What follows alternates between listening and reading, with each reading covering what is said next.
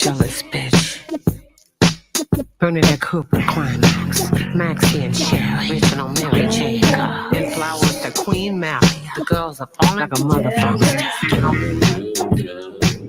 Yeah. If I wish you, I'd hate everything about me too. Falling too seriously. Yeah. You haters feel elevated.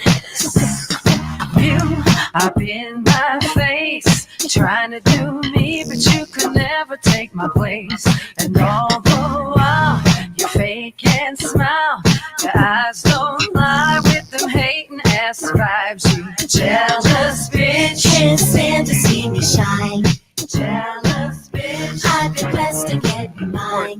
Jealous bitch. Always getting in the way of a good thing. Can't stop me, you stop me. You'll never tell me you wanna be hating, discriminating, bitch. Can't stand to see me shine.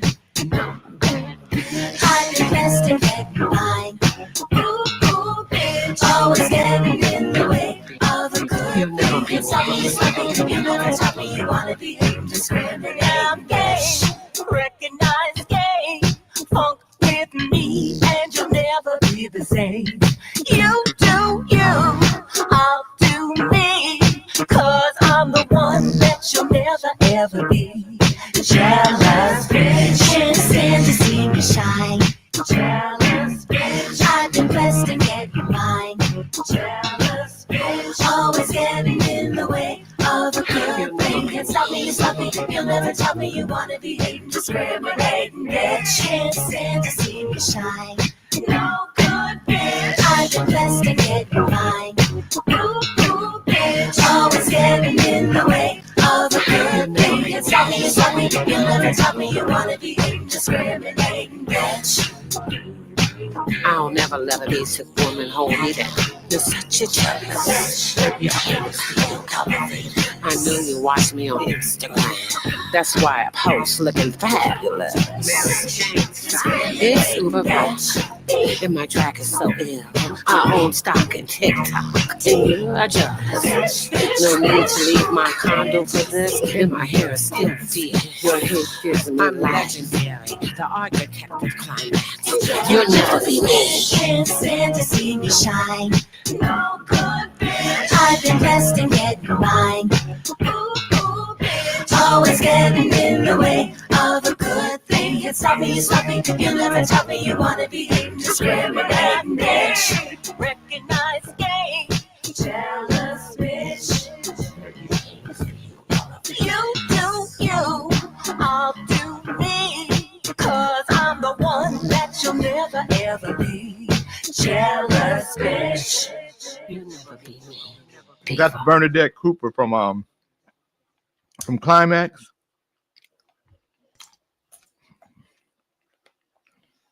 I like it. You like it? I've always thought that she was just assertive like that. So, I mean, that's a nice comeback. I like it.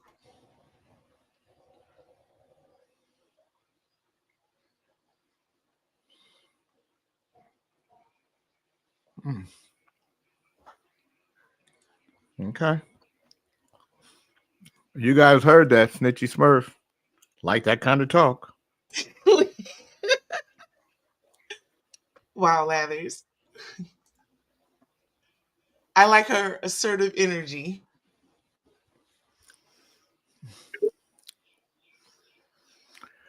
Who just joined us? Oh, Big Daddy with good the morning, cat. Fred. Good morning, J. King. How are you today? Fine. Good morning, Shirley Brown. I saw Tony Dwayne on Saturday. Oh, okay, okay. How was he? Fine. He was wonderful. Good, good, good. Pleasant visit, huh? Had a wonderful visit. Yeah. Getting stronger. That's what we're trying to do. We doing it, man. We doing it. Fred, what do you have on your? What's that? What's on the front of your shirt there? I think this is this is one of Lee's what do you call it? Album covers? I want to leave that. Oh, okay. Anna Lee music. Yeah. Aunt Lee. Aunt Lee. Why are you trying to make him Anna Lee? Good morning, Robert Gray. Good day to you. I don't know because I couldn't pronounce it the way that you want me to pronounce it or the way that I'm not going there today. I'm doing Good fine. morning, Jay. Willie Dan. What Mhm. happened today, King Fred? Just so you know. Good morning. Happy Monday, sister. All right, here. Good morning. Good morning, King Beckman. Hey, good Fuck morning, that Jamal. on his head, Jay. Look at him, Jay. Shit. He look like a cockatoo. Like he been sucking a cockatoo. It's just my hair. I have no place to put my hair.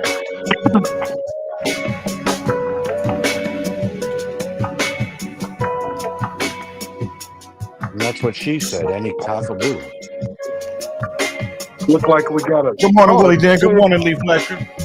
It's a clear day. We got a good. Uh-oh. Look who just walked in. Damn it, thing. Hey, Ali. Thank you, Robert. Can you be grown and sexy? I wanna be grown and sexy. Good morning, You Allison. gotta be grown and sexy. Ooh, that's that shit right there. You ready to I go? want to do the word of the day. Here comes Mom. But you firing niggas already, huh? No. We're I gonna just go. want to. I think I have a good word of the day. What's gonna be grown? Can you be grown and sexy?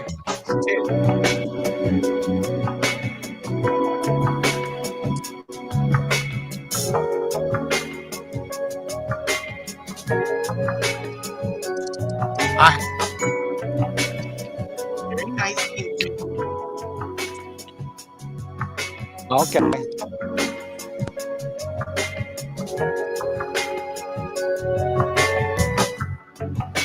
I can be a lover when I tell you that.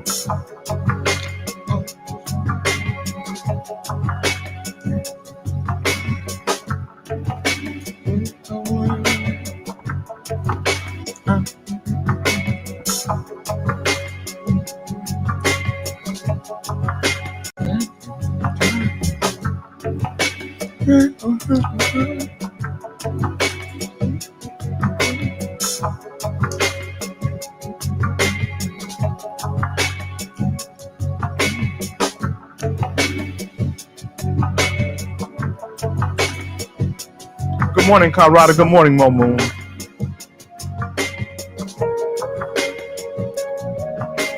Let's be grown and sexy.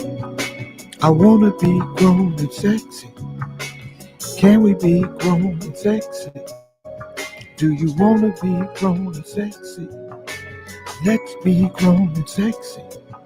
I wanna be grown and sexy.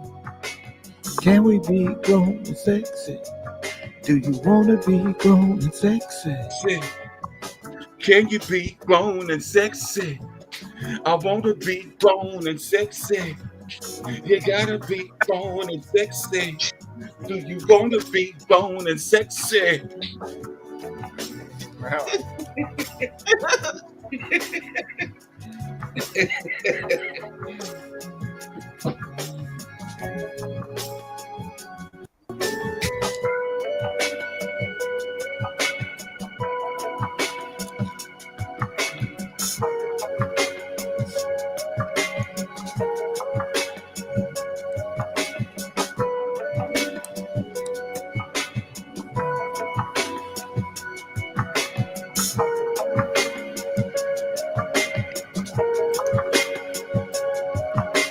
Let's be grown and sexy.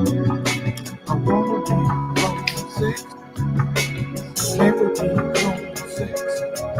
Do you wanna be grown? Good morning, Toy. Good morning, Adrian Lord.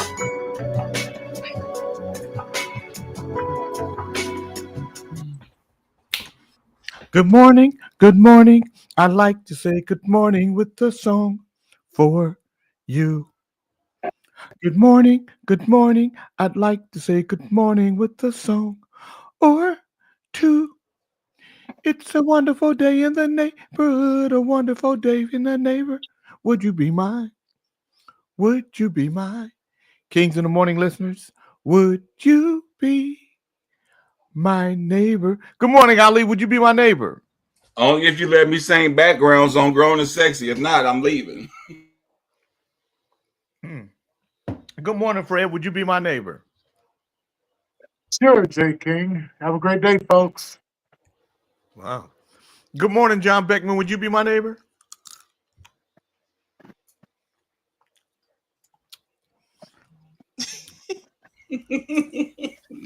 What's wrong with John Beckman? Everything. Donna riding that ass right now. He's in the ethers right now. She got that comb on him, huh? He's fucking right. She got to get out there, and he laying his ass up there smoking a cigarette. Well, I'm gonna tell y'all right now. I was out late last night. I was at a Big Mike Hart concert. I invited him to come on our show. Man, Big Mike Hart is a special dude. Special dude. Oh, great show last night. Good morning, Jay Taylor. Would you be my neighbor? Good morning. Yes, I will, Jay. Hey man, I ate that smoked fish, man. It was good. Oh, thanks, man. Thanks. It was good. It just wasn't enough. Shit. Yeah, hey, the nigga, hey, Fred, the nigga was real chintzy. He said you like, you know. That was exotic. That was like fucking caviar. It kind of reminded me of Jesus. Yeah. Remember the time Jesus had to take the loaf of bread, and all you hungry, greedy motherfuckers wanted to eat. And Jesus was like, damn, I don't know what I'm going to do. So he just started breaking off little pieces of bread. 5,000 people got a little piece of bread. Across a muscle. I think I got 2 pieces of mine. Well, he only sent you very little because, when you send little, it won't spoil when it's traveling. No, I had the batch. I had to divide it up amongst a dozen of them. He was Jesus. He was little baby Jesus. Mm-hmm. You're a teaser. I'm doing the daily word and the word of the day. Damn. Oh, wow. Good. It's really goodwill, Sir Fish a lot. Thank you. Good morning, Stephen Parker. So, Stephen Parker asked me about a few people to be on our show. One is a young lady who about sex trafficking. So we're Snitchy Smurf, reach out to Steve Parker. Send him a message on Messenger so he can tell you what 2 guests he want to have on, and you can schedule it for us. All right, I'll do it this morning. All right. For some reason, I have a feeling Sir Fisher sent Snitchy 4 bags of that stuff. He did We not. only got 1. Good morning, Sir Charles. Good morning, Daphne. I got the same question as everyone else. Get back in the back and do what Jay told you. Go in the back and do what Jay told you. Ali, leave her alone. She's not doing nothing to nobody. Yes, leave her alone. Don't just be mean for the sake of being mean, Ali. Ali, you know what? I'm gonna tell you what you look like to me. You look like the show is Good Morning, Roro. You look like the show is going on, and then you stop and you say, "Let me see, where can I be mean? Where can I be Mr. Mean?" No, and then you just, what does she do? What does she do? She's talking when you gave her instructions. She's supposed to leave right away. Oh my God. I just want. Ali, it's Memorial Day. I don't give a damn what day it is. Get back in the back. Big Mike Hart was great last night at the Harris Center, anybody in Sacramento that didn't make it, it's a shame on them because they missed a great show. More importantly, he is from Sacramento, and it's funny how we'll support big name artists, but when we see artists that we know that are coming up, we won't support them. We won't buy tickets for them. How many showed up, Jay? It's probably half full, probably 400 people there. It holds 800. That was a good showing. But when you rent the Harris Center, just the rent alone, just the basic rent for the Harris Center, without any bells and whistles, is $8,000. So he's not making money from this show. He probably lost money, huh? He might have broke even. Okay. But a show like that costs upwards of $30,000. So when you're an artist and you're putting that kind of show on, what you hope is that at least you'll make a few coins to, beyond the 30 that it take. I don't think he did that last night. I think he would have probably had to have 600 people in there to make it. Jay, when he rents out the whole venue, is that called a 4-wall? Is that what that is? Yes, 4-wall. It's called it's called 4-walling when you're in a casino or someplace like that. Oh, okay. It's a promotion. You're acting as the promoter when you're in a standalone building like that, where that's what takes place. Those types of promoters work in those places. Okay. Yeah. But when you at a casino or something where they put on shows, like that building doesn't put on shows. That building rents itself out. Promoters put on shows. So when we hired you and there was going to be 2,000 people, you're not 4-walling it. We're just paying you. You're paying me a fee, right? Yeah. Okay. No, you're paying me a fee to come into the space. I gave you guys a great deal because of you, and because I was trying to build a relationship. That makes sense because I'm a good guy. Yeah, you know what, John, your phone be farting. Yeah. Your phone be farting. You be talking and they go. There's a whole bunch of ass kissing going on. It's a whole bunch of ass kissing on. It's a whole bunch of ass kissing going on.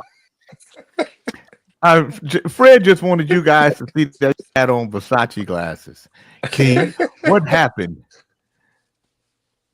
I sat on my other ones. I sat on them motherfuckers.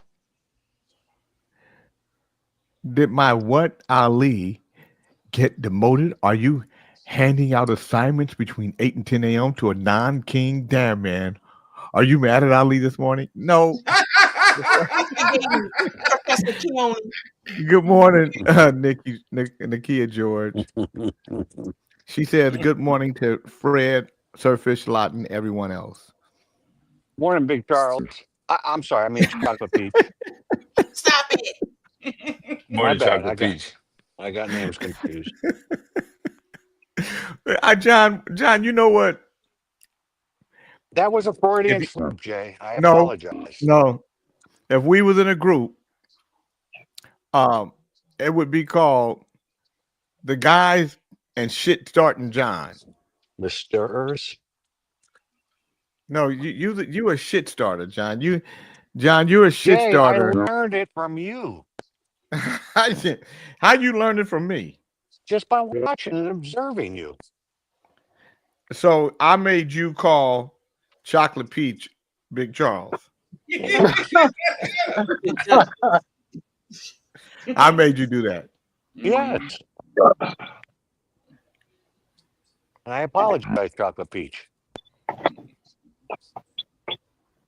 I sat on these motherfuckers. Don't cuss, Fred. It's not necessary to do all that. Yeah. Fred, you gonna cuss. If you I sat on these. No, Jay, I'm not going to hell. I'm gonna straighten my way up. I ain't messing around with your crew. I'm not going to hell. I'm the one at the pearly gate letting you guys in or keeping you out. Mm-hmm. Let's be jealous. He said he at the pearly gates, huh? Yeah. I'm the reason you guys get in or not. You the But you reason. ain't, yeah. He's the decision maker. Ain't that a bitch? Professor Keone said, King, tell Aretha Franklin I said hello. My bad, chocolate peach.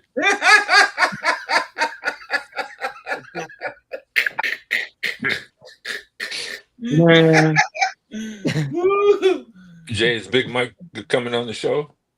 Yeah, Big Mike is gonna come on the show. He's coming on. what are you gonna sing? No, he's gonna come on the show. Good morning, Monkey. I asked him to come on the show. I sat on these Friday. I sat on these motherfuckers and they done went all crazy. The screw came out. Well, they're not real. You out your fucking mind, bitch ass nigga. You the only person got real shit. You so fucking stupid. I get so fucking tired of you. You and your prima donna ass, man. You know what? Ain't nothing better than your shit. You ain't I was real. just joking. Half-breed motherfucker. That nigga gave you the double fingers. You know what? I think that's real. That nigga was like an explosion. That nigga was like, No, because that's all you do is sit up and brag was on like how Putin in your shit Ukraine. is so much better, and look at the He was like- luxury, man. Fred, I Look was at this and just the joking. quality, and the quality is it a J. King thing? And all the quality, you know, the embroidery.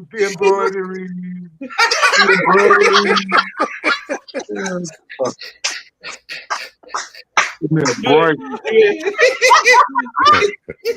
How did I do them Water. water? It's Culligan. All I drink is Culligan water. I bathe in Culligan water.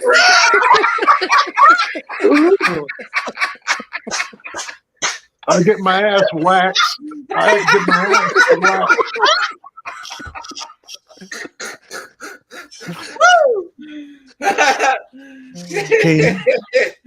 Tell Fred, King, tell Fred those shades had no chance whatsoever of surviving after your fat ass sat on it.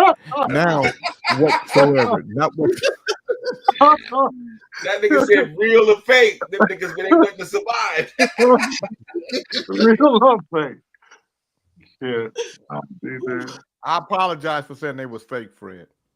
Well, you know, you always have to put somebody down. You know, the little motherfucker always got to put somebody down to make himself get a little taller, you know. So I get it. I got it a long time ago, Jay. So why do you do it? Why do you put I'm not a bully. I'm not a confrontational person. Oh my God. Hold on, Fred. I think people on this show would beg to differ. At least hold on, nigga. Hold on. Hey man, I'm in a cool space, so just let it ride. Let's just chill out. I got my teeth in today. Just chill. Don't come out here talking shit. Don't talk shit today. No. You know your teeth don't like when you talk shit to me.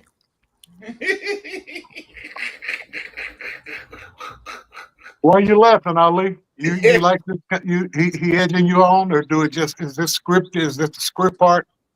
No. You back? You back? Funny, Fred. Hey, Fred, can I laugh at two comedians? Why I gotta laugh at just Good one? morning, Del Bernie. God damn. Yeah, why he only got laugh? Why can't he only laugh at you? Why can't he laugh on both sides? Cackling ass. You didn't say that when I was laughing when you said nigga took a bath in Caligan water. Sound like Donald Trump. Oh, my Culligan water, and you guys steal to the side. Fred, stay in the car. Put your money up. Just stay in the car. I got it. It's Kangen water. Dude, I got my own motherfucking money, nigga. Always get people somewhere and want to act like you the big dog. Put your money up. How much gas in this mother stuff? Like, well, leave me the fuck alone. I'm gonna cry. I got this. Yeah. Where you get your ass waxed at, Pop? Yeah. I swear. And he got some other shit. It's called Shea Butter. He bought a case of it. Bought a case of it 2 years ago. I wonder if it's still any good. He said, I bought a case of it. I said, a case? How much shea butter you gonna need on that little ass? Nah? Oh shit, man. Speaking about shea butter, did you think homeboy that just got caught with the KY jelly? What was you doing with all that damn shea butter? Who got caught with KY You jelly? was talking about how it did your feet, and I even put it on my arms, and I just went ahead and got a whole pot, a case of it. You know how you do. You know how you do. If you bought a little bit, you bought a case. Yeah, I gave it to different people. I gave them away. You gifted it. Yeah. So that's what Puffy was going to do with it. That's what Puffy was going to do. I would have gave some to you, but you got that goddamn hippopotamus skin. That it don't work on it. Well, you sound like you were hanging out with Puffy that day. Y'all was going to shea butter some ass. You bought a case. Well, you know, ass wasn't going to get shea butter because your ass is missing. You walk on. This nigga lost so much weight, his ass left. And then that nigga ass traveled all the way down his leg, back of his leg. No booty at all.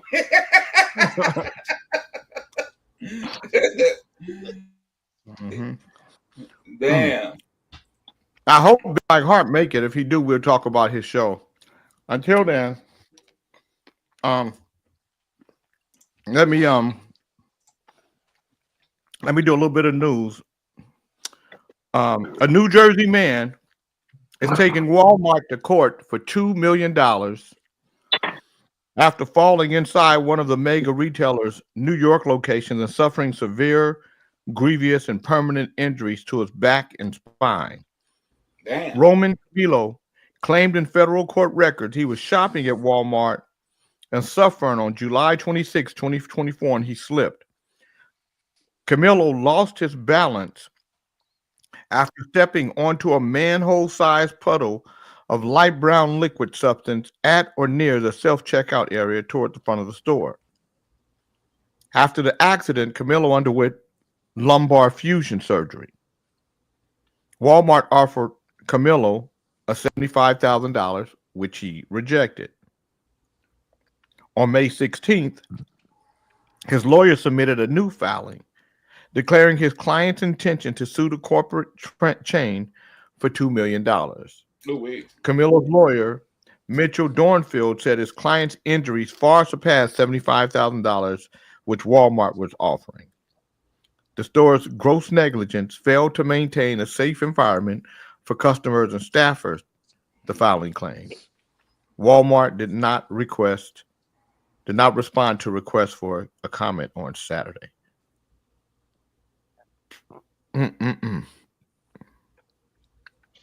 So,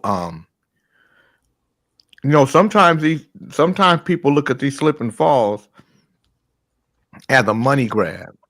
King, Fat Fred is on the road today. I'm going to pause fucking with him this morning.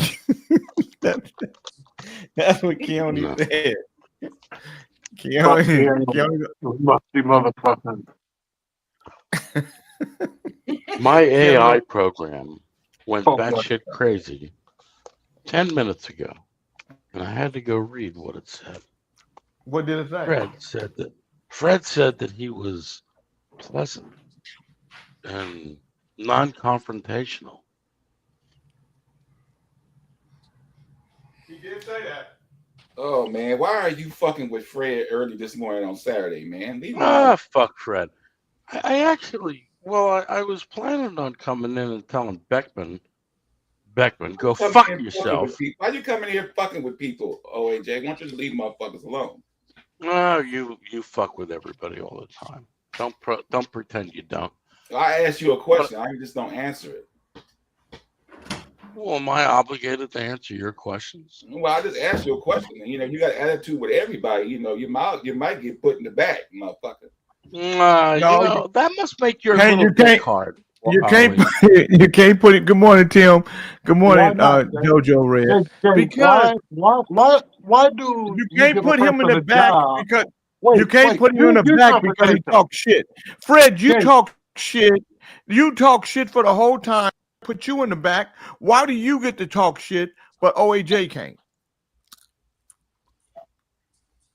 When he's blurting out things that is not even irrelevant to the show, just being a fucking nuisance, Jay, it's a difference. Yeah, And we had a Ali, conversation excuse me, wait a minute, Ali. Now, what is Ali's job here for you to give him a job, take it back, tell Sneaky Pooh in the middle of the motherfucking show, God damn it, get in the back, Ali, you did it. God damn it, man, you running motherfuckers crazy. Now, if he got the mute button, he got the mute button. And let him be in charge if he in charge. God damn, let him sink afloat. But every 15 minutes, he come you with that goddamn whip. Nigga, somebody gonna take that whip and go to whooping your ass with it. Don't whoop a kid ass motherfucker. Well, nothing. Fred, I like it's nothing. It Fred, ain't that serious, Jay. I'm gonna tell you like the you try. Fred, I like to see you try. I object. I object to Why Fred don't you sit shut up? there like a character out of the X-Files. Well, damn. Some weird fucking character just sitting there with a bullet head with his fucking conehead head and sitting there motionless. It was eerie. Fred, you are allowed to say whatever you want to say. And you go on a rampage and we kiki and ha with you. We laugh at it. OAJ comes in. For some reason, you get very sissified. Why are you letting OAJ talk? You shut him down. I don't want to hear him.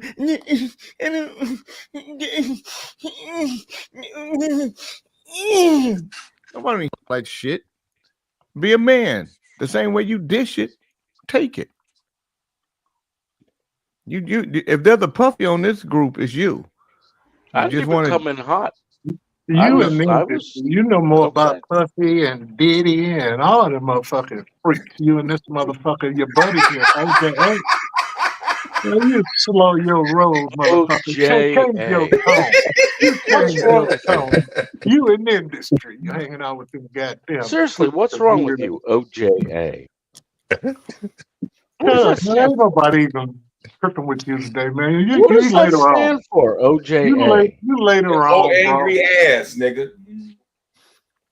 See later in the show. You're irrelevant, boy. Cracker jacker. Picky, woo. You're gonna hang us some niggers tonight. Today is Monday. Go ahead, Jay. Today is Monday. Go ahead. May 26, 2025. Where's John Beckman at? Is he still here? He ran off. He in the roundup. He's getting his rope. Oh. Goddamn rope. All right, Ali, I'm gonna let you do it. I need him to be here for me to do the word of the day. Sneaky Pooh round. There you go. There you go, Pop. You're back on. You fired me. Okay. And now you brought me back and you fired me again. Professor Keone said, King, Fat Fred made a good point. There are Ali just a prop in our show. Or is your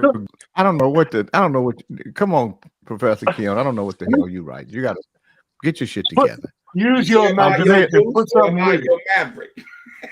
He says our dog, and then some kind of face. Ali, our dog, Ali, just a prop in our show, or is the goose, or is your goose, and then something in the question mark, as in Maverick and Goose. It don't make it. Come on, man. Jay, let me ask you a question, if I may. When he say dog, he got a picture of a dog. When he say goose, he got a picture of a goose. Pop. Hold on, If John if Beckman got something for you. Hold up. yeah, Hold up. Yeah, I know. Jay, So yeah, Jay, if Ali were a dog, what kind of dog would he be? How you gonna ask that man what kind of dog I'm gonna be, motherfucker? a dash, Shit, a dash, his first a cousin. dash hound. You be a dash Oh, that's hound. not. No, that's the hot dog looking one, right? That's the Yeah. hot dog. Why you trying to make me a hot dog? What's wrong? I thought you was moving on, Pop. Get him, Fred. Get him, Fred. Because I know you like hot dogs. Because you and Dale always talk. You know, so I him, figured Fred. you like. Nope, I ain't hearing that mess. I ain't hearing that shit. You don't know. So That's I'm one going to thing do the I daily missed. word, and I'm going to do the word of the day. The daily word on Monday, May 26, 2025, is memorial. MEMORIAL. I am one with you in spirit of love. Today, I honor those who made the ultimate sacrifice and service. These special ones gave of themselves so I might know the freedoms I now enjoy. I dedicate this day to the memory of those who served and others who have meant so much to me personally. I also honor the memory of my loved ones and their profound influence on me over the years. I am grateful for the treasured memories and for their words of wisdom and acts of kindness that remain with me still. Knowing how those who have passed on blessed my life inspires me to act in ways that carry their legacies forward.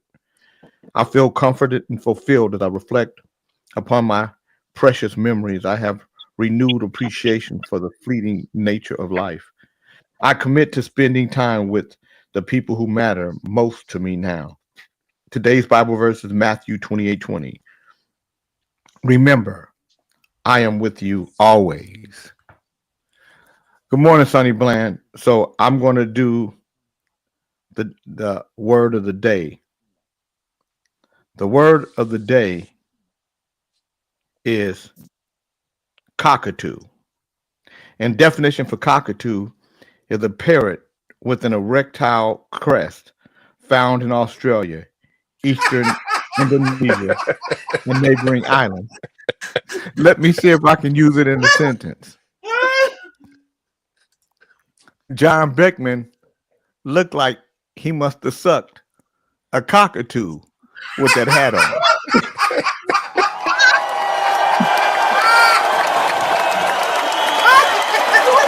Cockatoo.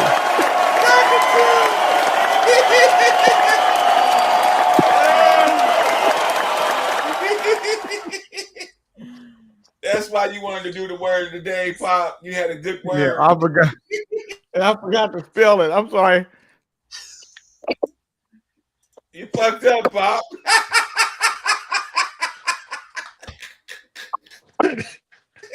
You look like you fucked up too, Pop. COCKATOO, cockatoo. Yeah. As you would say, any cock will do. But that hat looked like you.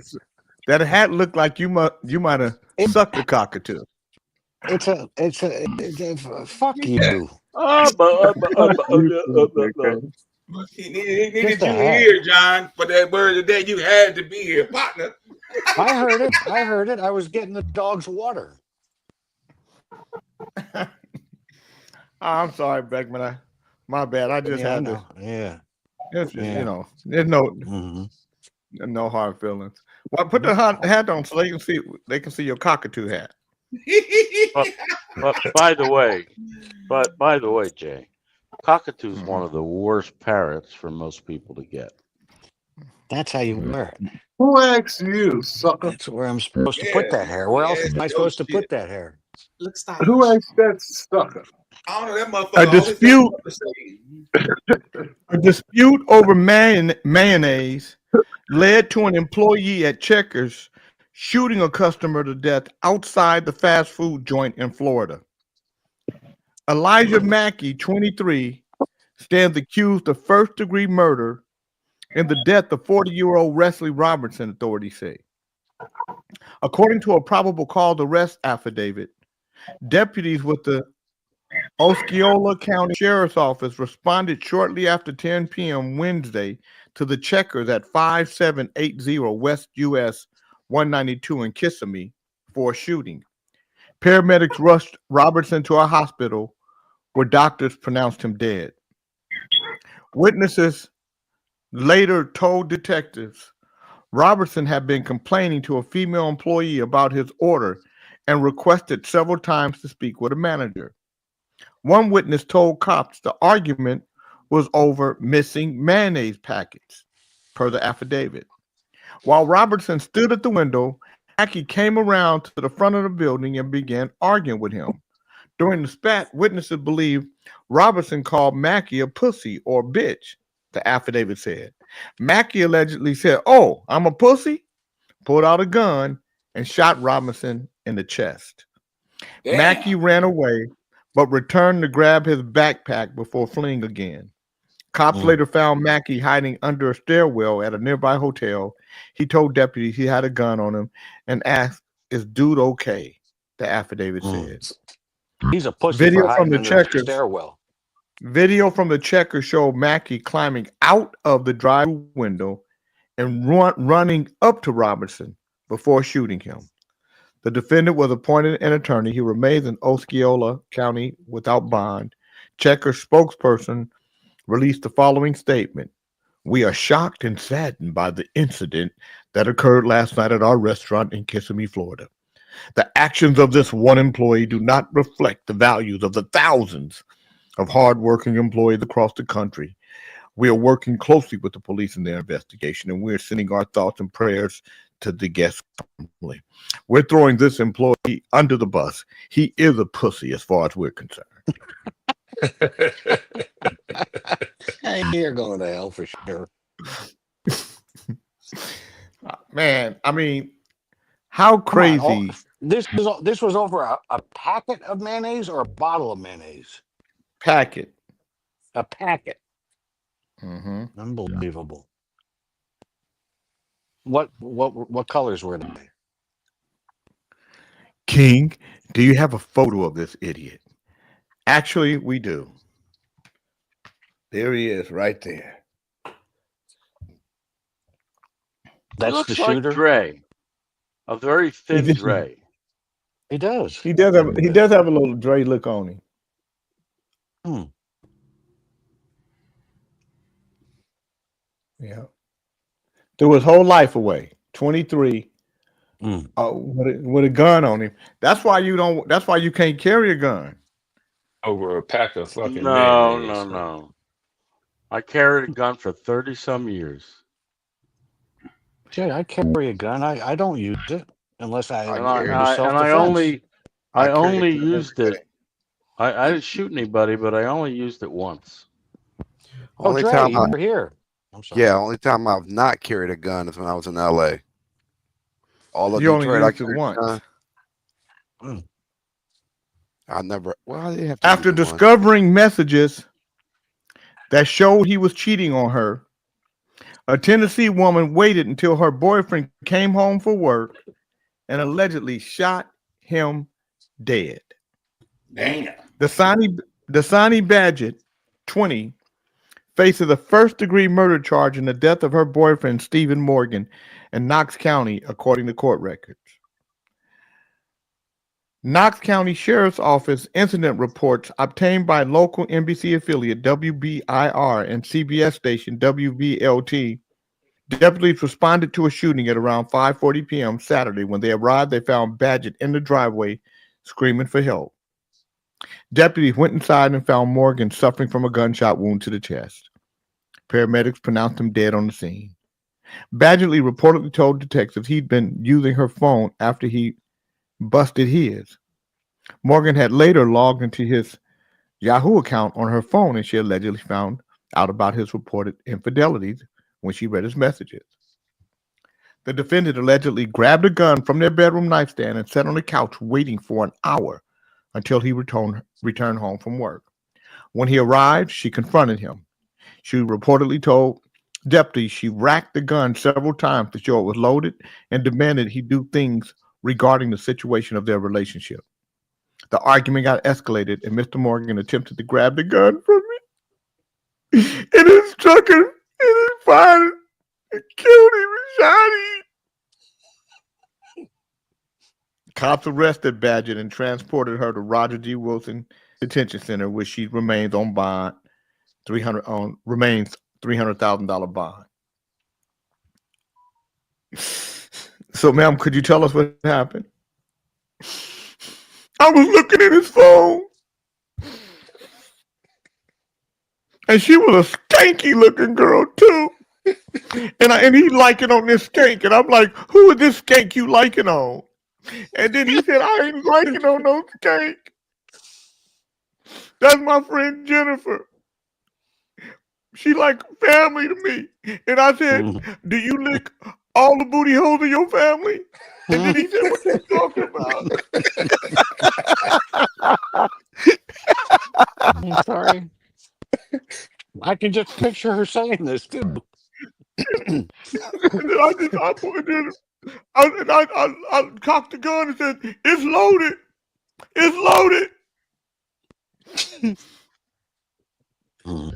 Now what I find very strange. Here's what I find very strange. Why does she finish her work and then go shoot the guy? You know, if I was going to go shoot somebody, I'd go out and have a good meal, have a great at a fine dining restaurant, maybe go to a steakhouse. She finishes work and then goes home and shoots the guy. She didn't even get a meal. She's obviously stupid. King, tell Beckman that he better be glad he never stole thousands of dollars gambling. Put it back up. Where is it at? Gambling chips from that kid Mackey. He would unload the clip in Beckman's ass. Why do you think John Beckman stole chips? I don't know why he thinks that. I'm the most honorable, honest person you'll ever meet.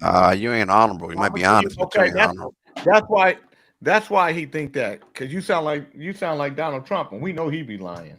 Don't you worry about it. So, good kings, our special guest is here. I'll be bringing him to the stage. Oh, okay, Big Mike Hart. What? Oh, Big Mike Hart. Hey, Dre, you got to be quiet, Dre. Shut the fuck up. No groupies allowed, nigga. Now, if he want to be a Big Mike Hart fan, then. I'm a Big Mike Hart fan. Kiss my ass. Mike, we got some transvestite fans shut the fuck up. Hey, Mike, I'm going to say this. When they get started on some bullshit, bro, I'm a big fan and I bought shit. Let me hear what you know, man. The transgender's got to chime in first.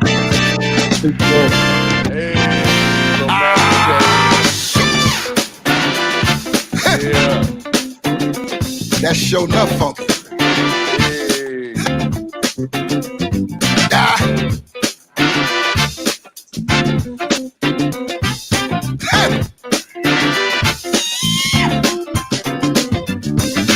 It's time to get fresh.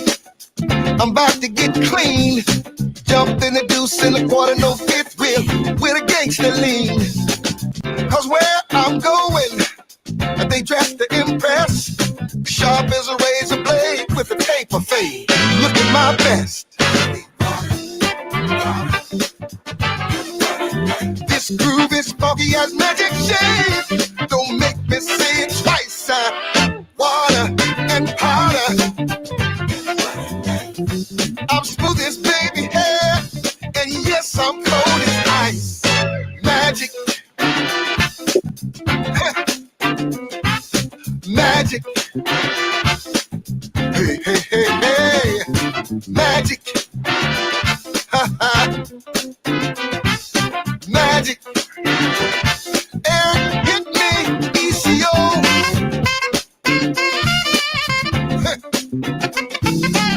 Go ahead, let me see you do it, John. Let me see you move. Let me see you move, Beckman. Go ahead. Go, Beckman. Go, Beckman. Go, Beckman. Go, Beckman.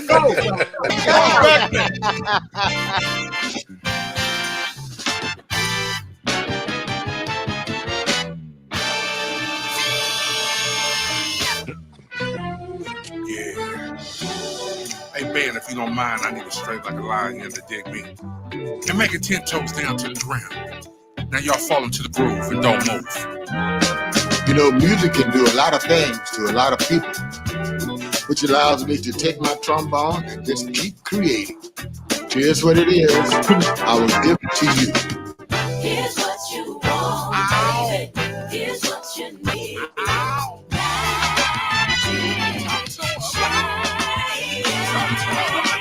It's what you want, baby. It's what you need.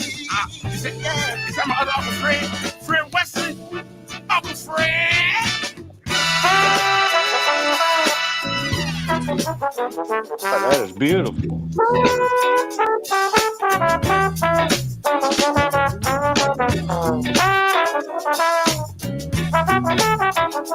That's how you play a horn. Dre, you look super gay, Dre. Dre, don't do that. It looks like you're sucking a dick. Boy, don't fuck you high. Yeah.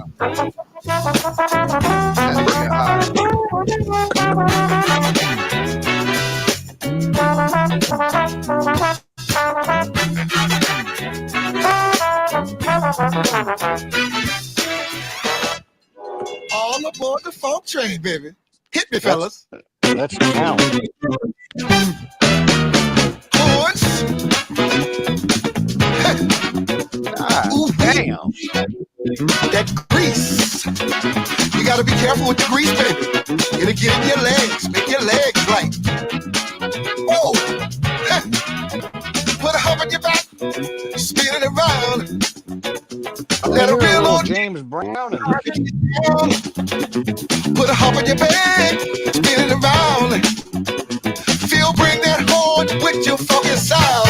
Come on now.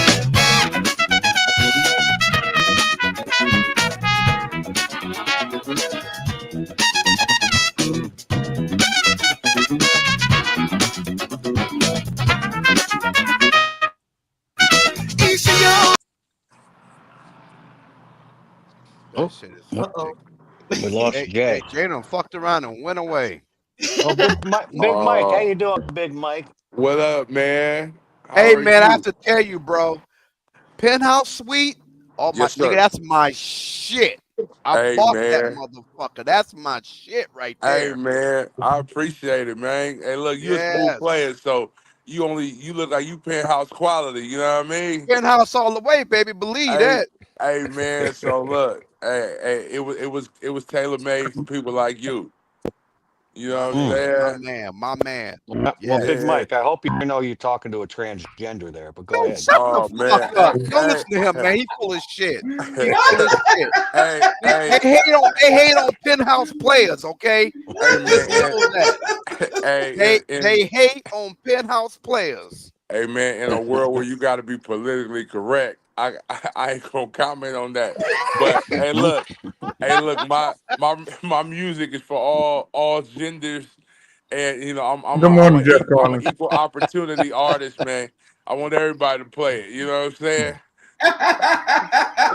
See, that's fucked up. Y'all gonna tell that man that I'm a fucking transvestite. Hey, man, hey, I don't believe it, Dre. Not a hey, man, I don't transvestite. believe it, No, dog. Mike, he's not a transvestite. I'm gonna tell you what happened. Lord, He loved women. He loved women. He's not gay. Yeah. But it's just a few times he got fooled. Oh, okay. Hey, man. Yeah. But it's not his fault. But it's I not haven't been his fault, fooled. Mike. Hey, man, Mike, they got- it was a girl with beautiful eyes. Twice. God damn. Twice that he told us about. This one girl had a God. mustache and a beard though, but she had a nice ass. Hey, hey, man, you just got to use discretion, brother. Mike, it's a long story, bro, but we'll talk about it another time, all right? Yeah. Hey, man, you got to stop telling people stuff like that, though. That's That's true. right. You gotta keep it yourself. I really That's right, do. Big Mike. You know what I'm So saying? I try to confide in they make a big ass thing out of it. But you're right. I gotta stop telling people. Hey, man, yeah. But stuff like that happen. You gotta take that to the grave, bro. You know what I'm saying? This is the big Mike Hart album, Yes. you guys. That's the album. It's available on iTunes, Spotify, wherever you get your music right now. Yeah. So if you want to support somebody, support Big Mike Hart. If you're in Sacramento, it's called Modern Classic. If you're in Sacramento and you didn't make it to the show, you missed a great one. Hold on, man. I've been putting everybody up on Penthouse Suite because that's my What up, Big shit. Mike? Man, we had a time last night, huh, Jay? Man, so I bought albums. Yes. I bought the actual CD. So I told Mike, this is when I knew Mike wasn't a superstar yet. Backstage, right before he was going on, I asked Mike if he would sign this for me, and he said, "Jay, I don't have a pen on me." I said, "Dude, you ain't a superstar." See, superstars. Hey, come on, man. They keep a Sharpie on them. Hey, wait, Jay, but you want to know what's funny? What? I had 2 Sharpies right behind you when you left, and I was finished getting ready and moving my bag. I had 2 brand new Sharpies on the counter. Right. You was gone. But that Hey, don't look, mean look at shit, y'all. huh? Hey, y'all see that? Yeah. It's all access. Look at that. Let me say, that's an access pass. You see that Big Mike access pass, right? Yes, sir. And then you see Yes, it right sir. here. You see it right here. That's my Big Mike ticket. So what I'm gonna do, you guys, I'm gonna take this album that Mike is gonna sign for me because I already have it on I already downloaded the album. Yes, sir. I'm gonna take this this album, this ticket, and this backstage pass. Yeah. And then I'm gonna put it. I'm gonna put it in a frame. that shit. Hell yeah. With a date on it. And so that you guys know I was there in the beginning from the first one. Yes. Hey, Jay, But, is Big Mike coming to the awards ceremony in September? Big Mike Is he is nominated. Let me tell you how many areas I'll tell you where Big Mike is nominated. Where and it's not for this album because this album came out. This album be nominated for next year. Good morning, Barbara Reed. Okay. I'm going to show you. I'll tell you how many nominations. So Big I Mike might Hart be has. Big Mike's presenter then. You never know. Nah, he don't want no. He don't want no. You might be, John, but we doubt it. You don't want your haircut is too fucked up, John. I get no love on this show. Now. Oh man, y'all are hilarious. You can't wear that hat, John. You see John Beckman's hat? John Beckman's hat tells you he. Oh, that's crazy. That's Confederate all the way. That's Look at that shit. Look at that haircut. Look at that shit. That's called a Coors Light cut. That's crazy. That's wood. That's straight wood. Call me Wood. That's my brother. That's hilarious. Wood's up. Beck went all right. He got 911 on speed dial. Big Mike wishes. They wish they had my hair, Big Mike. Look at Dre. Dre looks like he's got pubic hair. Come on. Nigga, that's real good shit. Shut up. Best jazz album. Best jazz album. Michael, Young Man, Old Soul. Best smooth jazz album. Young Man, Old Soul. Best smooth jazz single, Cigar Lounge. Best instrumental performance, Cigar Lounge. Yes, my shit. So let me ask you a question, Big Mike. Yeah. If you don't win any of these categories, will you be upset? No, man, I take it as an honor just to be mentioned. You know, Okay. That to me, that's a win, man. Number one, to have Jay, a legend, and a foundation. You know, Mount Rushmore figure, man, for NorCal overall. You know, in the majors and independent, man, to consider to put me on a ballot, man. I don't need no award, man. Just give me the nomination paper. You know what I'm saying? But if I win, you know, I ain't gonna be mad. I'm gonna be, you know what I'm saying? If I win, I ain't gonna be mad. But if I don't, I won't be. You know, I'll be equally as happy. well, you know what?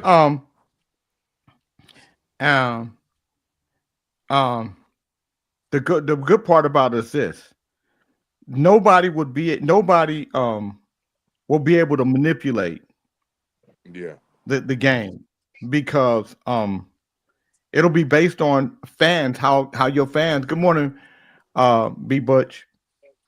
It'll be how your fans come out and support you because everybody will only be able to vote one time in every category. Yeah. So let's say that you went and you made other profiles. Mhm. Our AI technology can identify you, Yeah. and it will throw out all the votes, all of your votes. That's But good. more importantly, you won't ever be able to vote again. Yeah. And when does the So voting anybody, start, Jay? sometime in June, I think the second or the first or second week of June. Okay. Hey Jay, we got Evander Holyfield on the show, man. That's not That nigga do look like a Vander Holyfield.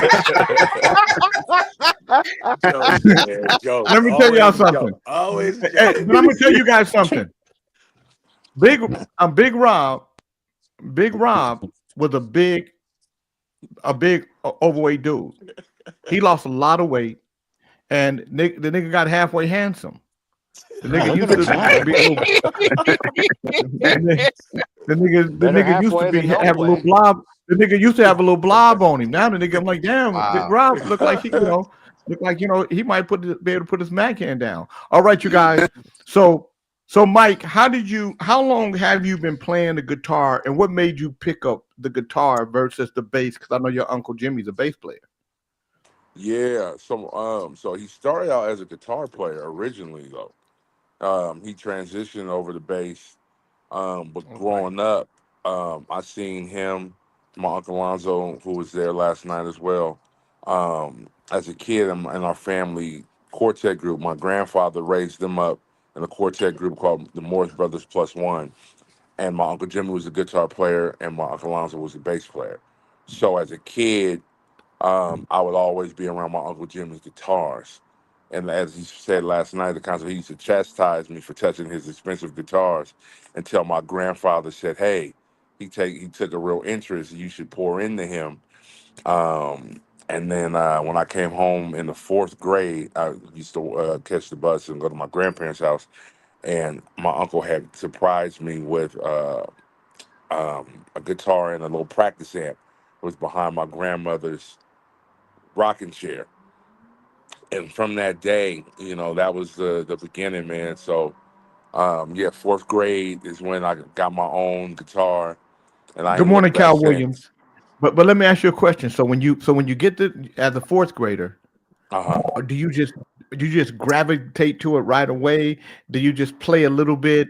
Are you excited at first and then it wanes Man, off? How does it? man, no, Tell me the journey of it. I never lost it, man. When I seen it, I was in love with it, man. I was just so excited to have one on my own, where I didn't have to wait to go to my uncle's house or be at one of the quartet programs where I could see somebody play or try to pick up their guitar. And yeah, man, I mean the passion never left. I loved it before I had one on my own. And there was a moment where I have a love and passion for drums, and my mom had put me in drum lessons at first, but as much as I loved it, my coordination wasn't as excited. So drumming wasn't. I felt like the ancestors was telling me to go back to the family instrument, and and I didn't like practicing drums. I thought I could just play and hit shit, but I didn't realize you really had to put in there was Right. rudiments and stuff you had to do. And but the guitar, you could just plug it into an amp and just start making noise. It wasn't no practice pad. You had a real Right. guitar and an amp, and you got to hear noise, man, whether it was good or bad. To confirm it was bad. I couldn't play shit right. Uh, but just to make noise, man, and to be, inquisitive and just to discover sound, and figure out, playing on the neck and the different sounds it can make up and down the neck. I was just happy to do that. And then I started taking guitar lessons. My uncle would teach How me old? stuff. And then Shoot. fourth or I don't. I didn't start right at fourth grade. I probably started taking lessons for real in like middle school. okay. I was going So to so clown. okay, hold it. So you're talking about middle school? That's junior Yeah, high. yeah, So junior high. you got the so fourth grade, Yeah, fifth grade, sixth grade. What are you doing in those years? Are you still playing? Are you playing consistently? Are you just doing it sometime? I'm just playing around with it, playing around and just discovering it. I think so. I think in between the fourth and middle school, I think that's when I transitioned to drums, if I'm not mistaken. I Okay. think that's when I said, "Oh, I wanna play drums," because I started to. My uncle Alonzo, who I mentioned earlier, is a pastor, and I was at the church, and I was sitting on the drums, playing drums at church at that time. And you know how it is when you the family of the pastor, they just throw you on the instrument because they don't want to pay nobody to play the drums. So the family become the choir and the musicians. And so, yeah, I was the drummer for a minute. So I think that's the gap where I went into that space to Got it. play drums. But then when I got to middle school and I started to take music class and in school to learn how to read and all that kind of stuff, that's when I asked my mom to really put me in lessons. And I started to go to Klein's Music over there by City College for a little bit, but they wouldn't teach me what I wanted to know either. I started to get frustrated because they teach you the foundation. They really teach you how to read and learn. And I wanted to play right away, which is exactly how my uncle Jimmy was. He was anxious, and I was the same way. I just wanted to play, play, play, not knowing I didn't know how to play or what to play. And my uncle connected me with another legend in the Sacramento area, Mr. Odell Ross, the guitar boss. And I started to go to his house and take lessons from him. And then I took lessons from Terry Jones, the late great Big T, and LC, the late great Lumen Williams, who were guitar players in my Uncle Jimmy's band Mercy Me.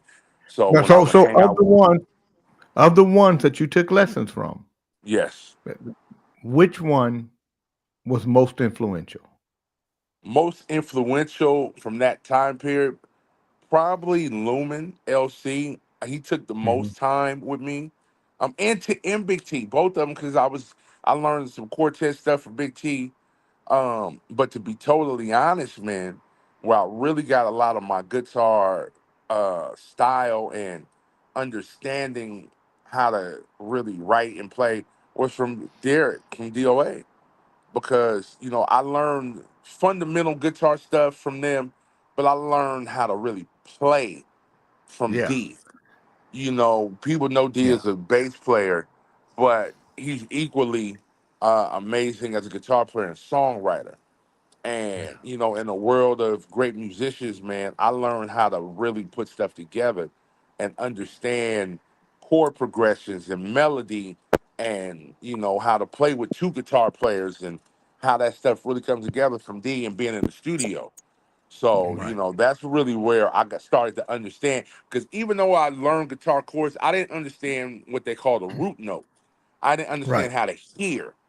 You got a lot of guys who can read music and notation, but they don't have an ear. I learned right. ear training from being around D, because D would tell you, man, I was ass backwards when it came to learning songs, and I didn't know my root. I didn't know the rooter from the tutor. You know what I'm saying? Like, for real, man. So when he taught me that and how to develop my ear, that's when I understood music. I When did became a you musician. Yeah. know that you could really play the guitar? How old were you when you said, "Man, I really know how to play this thing"? When D trusted me in 2012, when we had to go to Japan with Karen White. It was you, it was me, and Bobby G could not go. And Right. he said, I'm gonna take your little ass across the country. This is my first international trip. We go out with a legend and a superstar. And we went into those rehearsals, and D and Bobby whipped my ass, but they trusted me, and I learned, and I was put on the spot. But that's when I knew people who toured the world with greats took, I was early 20s and still developing and learning, but that's when I knew I could play. When people who had Yeah. been playing for years for the greatest of the artists, and they trusted me. And at the end of that, and actually no, before that, okay, that's when he trusted me to be on the stage with him and go across the world. But I want to say 2009 when Wayman Tisdale passed away, and we did the tribute show at Harlow's, and we brought in Chucky Booker and Mike Phillips and Cynthia from Sly and the Family Stone and Sheila E.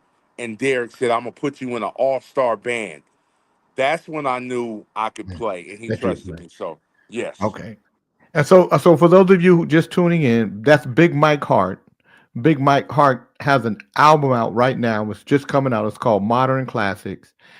Big Mike Hart, Hart is his last name. You can go to iTunes or you can go to Spotify. You can go to Amazon, wherever music is sold, and you can download his album. He also has an album called Young Man Old Soul that he's been nominated for Sacramento Urban Music Awards that's coming up this year in September of 2007. Good morning, Danielle. I see you. People don't know how difficult it is to be a musician. Especially when you're a backing musician, because that's what you started off as. You started off as a backing musician, playing for different people. Yes. Just first as a side player, and then as a band director, and now leading your own band. So walk us through the iteration of those things, how those things happen. Man, my first professional gig, man, 2008, 2009, had the opportunity to go out and play with DJ Quick. Again, Big Bro DOA and another legend, Big Bro George G1 Archie, who was production partners with DJ Quick, called his nephew, my production partner, Buddy Bangs, to come play drums in LA for a string of shows with DJ Quick. I was excited. I called Big Bro D, and then he made a phone call, and they pushed the guitar player that already had the gig out the way to give an inexperienced guitar player like myself an opportunity. And man, I got to play the Grove of Anaheim. So my first experience on a major stage was not only with a hip hop legend, but I got to rehearse at one of the finest establishments, Center Staging, where everybody from Beyonce rehearsed. And then not only that, I got to rehearse with a 30-piece orchestra. Wow. Stuff. Yeah, Quick was he was, it was hip hop, but there was a lot of Man, musicality. DJ Quick is the Mozart of hip hop, as far as I'm concerned. Man, 1,000%. Del Burney says this: Big Mike Hart, your musical pedigree is impeccable. I did not know you are a nephew of the Morris brothers. They are legends. Yes, yes, they are, man. Yes, they are. They paved the way, man. My family is richly rooted in music, man, and they just passed it on to me. Do you guys have any questions? Anybody on the panel have any questions? Dr. Dre was like a little girl at a Michael Jackson concert when he heard you was coming on. Hell yeah! Let me tell you something, man. Big Mike is the shit, man. I'm sorry. I'm a big fan. I'm a huge fan. Thank you, and man. I ain't ashamed to say it. May I ask a question? I mean, you know what? And that's what I love about Dr. Dre. He ain't afraid. He ain't ashamed to say it. Just like when he saw that transgender girl with them beautiful eyes. Come on, man. He ain't ashamed. God damn. I love that about you. You're not ashamed to say it. Oh, that's funny. May I ask a question of Big Mike? Yeah. Go ahead. Absolutely. Okay. So, Big Mike, so when you started playing guitar, did you play with your fingertips, or did you play with, what do they call it, a pick? Pick, man. When I started playing guitar, I've always played with a pick, learned finger style along the way, with my strumming hand. But I had to develop with my fretting fingers that hold the guitar neck. I had to develop calluses, man. So my uncle gave me a finger exercise where I would just, before I even did anything with my strumming, I would just press the strings all up and down the neck to develop calluses, because the strings are they're hard to press, and you got to develop strength in your hand, and it hurts. The initial start of playing guitar is painful. And You got to calluses, develop, shit, yeah. blisters. Yeah, God yeah. You damn. got the tips of my fingers are Yeah. very tough. Wow. Yeah. So yeah, I definitely had to develop some strength and some calluses, man, to make make some noise. Right. No, thank you for For that. those 'cause I of you always that are look at listening, if you download the Mike Hart album, just let me know. It's called A Modern Classic. Just say, "Hey Jay, I downloaded it so that I can let him know." Professor Keone said, "King, Big Mike to be very, very careful while interacting with Dr. Gay. He's our in-house tranny lover." Oh, hey, man, Dre, I hope you take this as a learning lesson, not to tell your business, because they're gonna run your ass to the ground, my brother. Believe me, I won't be telling these motherfuckers shit. Now that's the goddamn lie. You always And by come the- up with a new story, nigga. And by the way, Big Mike, if you ever come to Vegas, you always have a place to stay, okay? Don't you know movie Don't do it. The movie Get Out. That's John Beckman. Adrian Lord. Adrian Lord said, "Who are some of your influences on guitar, Big Mike?" Man, big Prince fan. A lot of my influences are more I think his mic is breaking Yeah, up. some coming up and breaking up. You're breaking up a little bit, Mike. Come on with your mic, Mike. Okay, I'm gonna get off. Mike, go out and come back in. Go out and come back in. And then he can tell us this. By the way, Dr. Dre, Tim said you did that to yourself. That's right. That's what Big Mike said. Pretty much. But you know what? I don't And give you a told, fuck. and if I'm I'm gonna tell you something. I appreciate. You told us last week you shit your pants. Listen. I appreciate your honesty, and all I'm gonna say to you is this: own it, man. If it's a fine girl, and she happened to be, No, a Jay, you're not transgender, gonna make me a trans lover, okay? It's not gonna happen. So stop that shit. I'm not a trans. He said, "Own it." yeah, just own it. Just don't be like, say, No. He wants you to have the deed to it, man. Yeah, you want me to have a pink slip to it and shit? That's not happening. No. You know what I'm saying? not doing it. No. I think the pink slip would be apropos for the situation. Yeah. You know. No. Go ahead, put it in the trust account, man. Not going to my safe. No, hell no. You know. Sorry.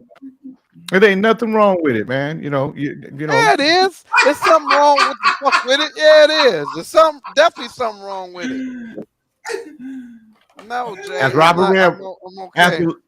as the late great Robert Redwine would say, "I don't see nothing baby. wrong with it." Everyone would say, "Oh yeah, baby. Oh yeah." I wish I had the opportunity to meet that dude, though. Okay, he's back.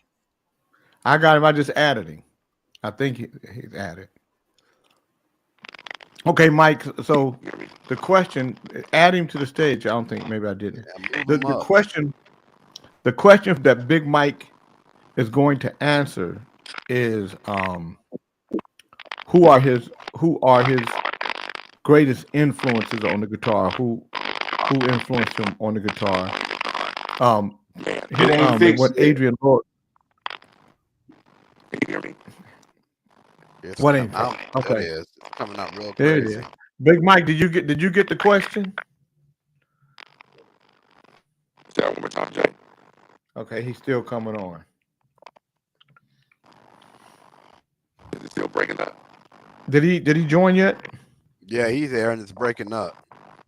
When he just said you're breaking up, he needs to reboot his phone. Yeah. Yeah. Yeah, Big Mike, try rebooting your phone and then call back in. Yeah, because your phone, you got Skeletor on you.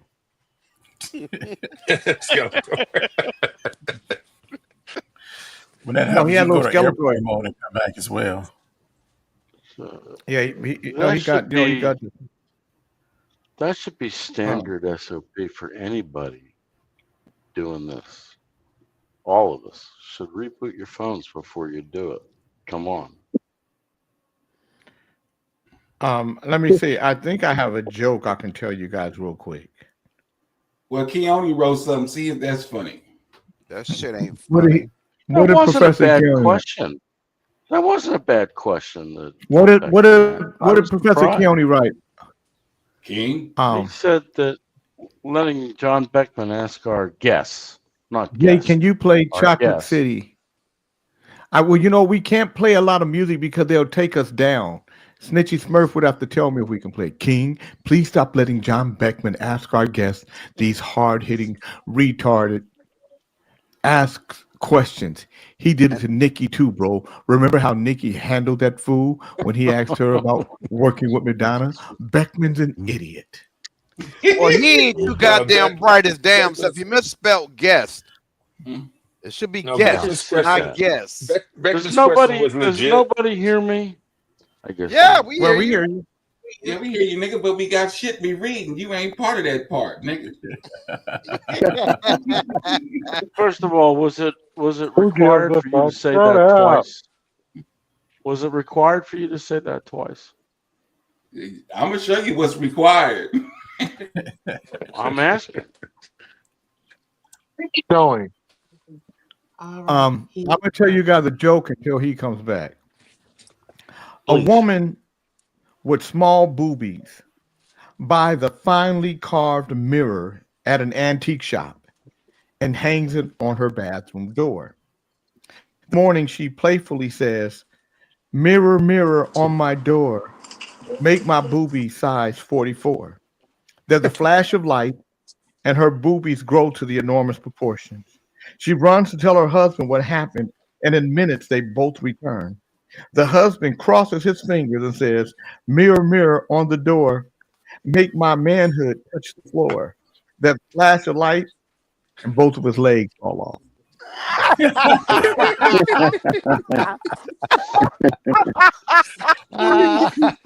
That was a good one. Hey, Jay, I think I need a new phone, man. Did I hear Kente? Did Kente come? No, Big Mike. No, Big Mike's back. Big Mike's Oh, back. Big Mike is back. What kind of phone do you have? Android or Apple? Here you go. Yes. iPhone. He's got a gargling phone. I don't know what. Maybe it's. I don't know if it's. It can't be here. It might be where he.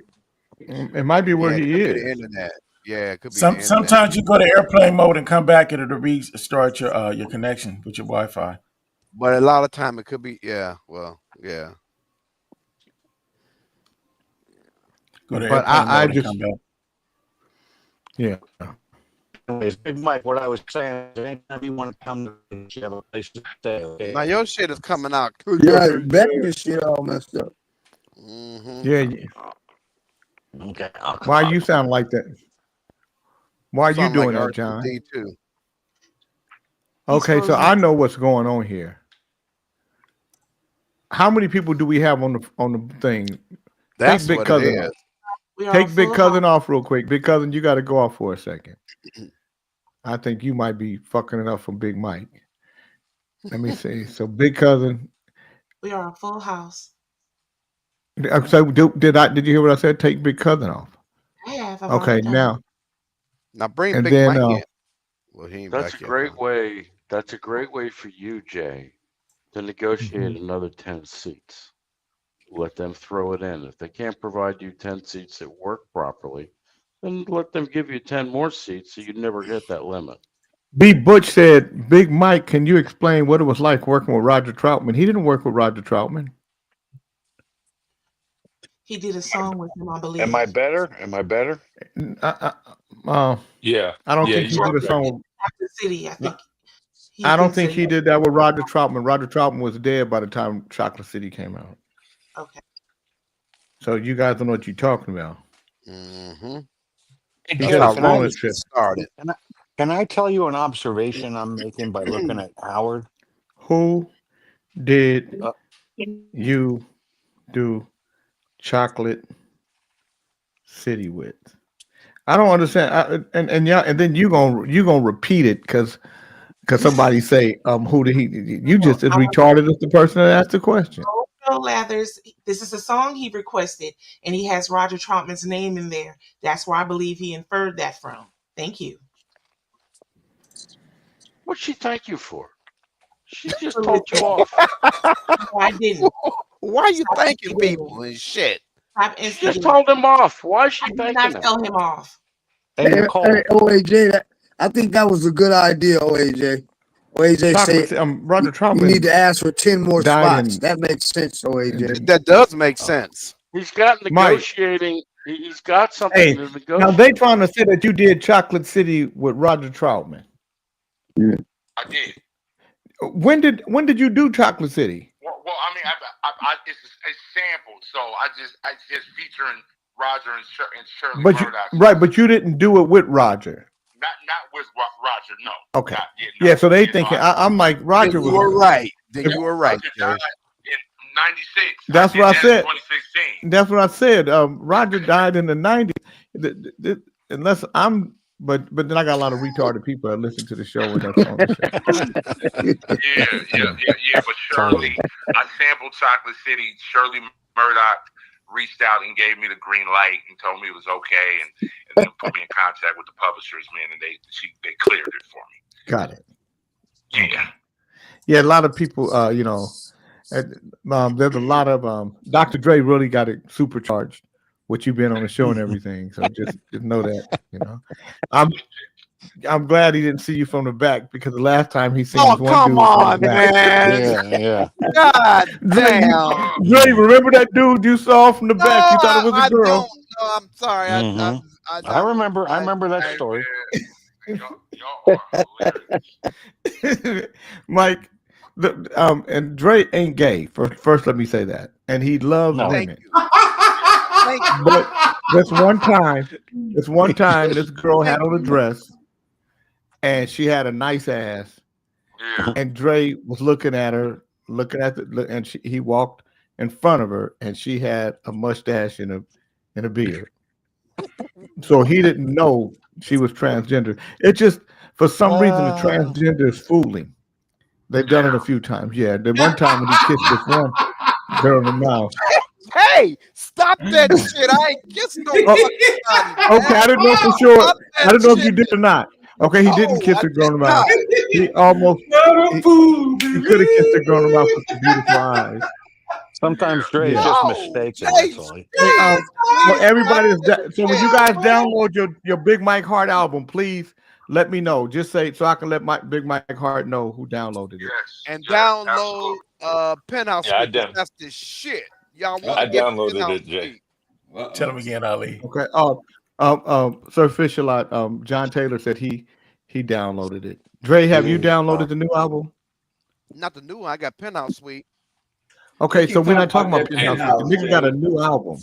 I know. nigga keep talking about I'm getting Penthouse. that shit. I'm gonna get it. It's This already nigga done. wanna, this nigga want to It's see already Big Mike done. Hart in the Penthouse. Dr. Dre said he's gonna get it too. It's already And done. Dr. Dre said if you have any beautiful women with beautiful eyes and a beautiful butt in your band, he just won't look at them. Women. But he won't. Yeah, I said women. Okay, good. Women. There we go. But if it's a transgender, he'll appreciate it, but he won't do nothing. But he just will No one appreciate has the beauty. determined that this woman might have been a Mike, I woman know you got with a it. mustache. With a mustache. Come on, That's man. true. Man, thank you for having me, man. Love you, bro. Okay, come on anytime. You can use that link anytime. Nice to meet you, Big Mike. I will do, man. John Beckman said, "Nice to meet you." You know, John Beckman drinks 2 beers and smokes 10 cigarettes while he's taking his son. And Tim Watson said he downloaded it. Mo Moon said she downloaded it, so you're getting downloaded. I got a question for Big Mike, Jay. I don't You have still a there? son. I got a question for What Big about? Mike. What's the question? Hey, Big Mike, I wanted to just first congratulate you on the album, bro, and I appreciate it. I love the diversity in it. Thank you. And my question is, what are you thinking about when you solo? Because you solo so incredibly, and it's different. I know it's different every time. I'm just wondering what you're thinking when you solo. I'm thinking, what the hell did I play on the record? Trying to remember some shit. In all honesty, I'm trying to retain, because I write, man, and so it's so much to remember, so many melodies. So in all, I'm thinking, how close can I get to the record and don't fuck it up? That's really it. And although everybody don't know it, they don't know shit verbatim. But in my mind, I try to give exactly what the record is, because people, as a fan myself, I like to hear the record. I like improv as well. Exactly. The record is a hit, so whenever a hit is, don't fuck with the hit. Don't fuck with the hit. Don't fuck with the hit, man. So I try to be as close, while still having live moments, while living in the moment with the crowd, and using that energy. But I'm just trying to remember as much as I can with all the shit that I wrote on them songs. Hey, Mike, you got to come on one day. You got to come on just to hang out with us one day and just talk shit. Yeah. Hey, can I ask Mike a question? No, ask him what's his thoughts on Jesse Johnson. Hold on. You always want to put your cousin on Yeah, I there. do. God damn it. I want to know. No, he want to know. He want to know about why did you think that transgender girl's eyes were beautiful? That ain't what he asked. John Beckman asked your question. Yes, because Peony won't like this. But is Mike a R&B / jazz musician? Is that his genre? I am a contemporary jazz artist who produces any and everything. So I'm a producer first. I'm a songwriter first, and the artist just comes as a bonus. And because I produce and write multi-genre stuff, my music has influences from everything, man. Whether you hear it or not, or know the foundation. I'm really a country music fan through and through. Oh, so some of that stuff has country undertones and feels, man, that you may not be able to identify off the bat, but now that I'm telling you that, you'll hear jazz, funk, country, some bluegrass. I listen to it all, man. I'm just a fan of music, so I try to take all of that shit and wrap it up and just, So let me ask you, Big Mike, was Charlie? Did you listen to Charlie Pride? Why? Because he's black? No, nigga, nobody listen to Charlie Pride. Man, I listen and watch everybody from Charlie Pride to Charlie Chapman to Charlie Sheen. All the Charlies. You know what I'm saying? Okay, so listen, I'm gonna let you guys hear a song that Mike did for me. Yes.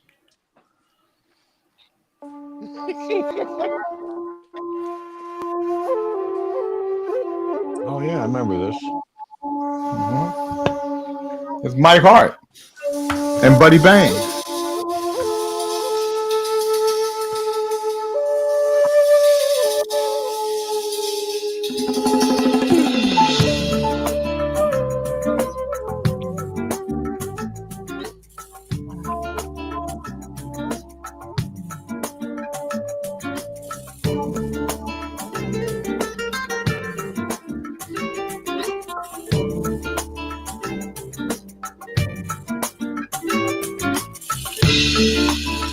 You are like a rainbow in the sun, calming as a train glass of wine. You are like the blowing of the leaves, caught inside a heart that would be mine. You are like the hope one can find, if only time would allow such a space.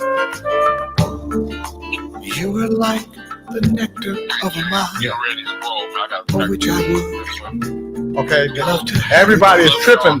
They tripping that you did that. That was a fun record. I remember that. Yeah, that's Big Mike Hart. Oh my God, I love this song on your album. The melody is so unique. I didn't know this was Big Mike Hart. Yeah, that's who sent me the track.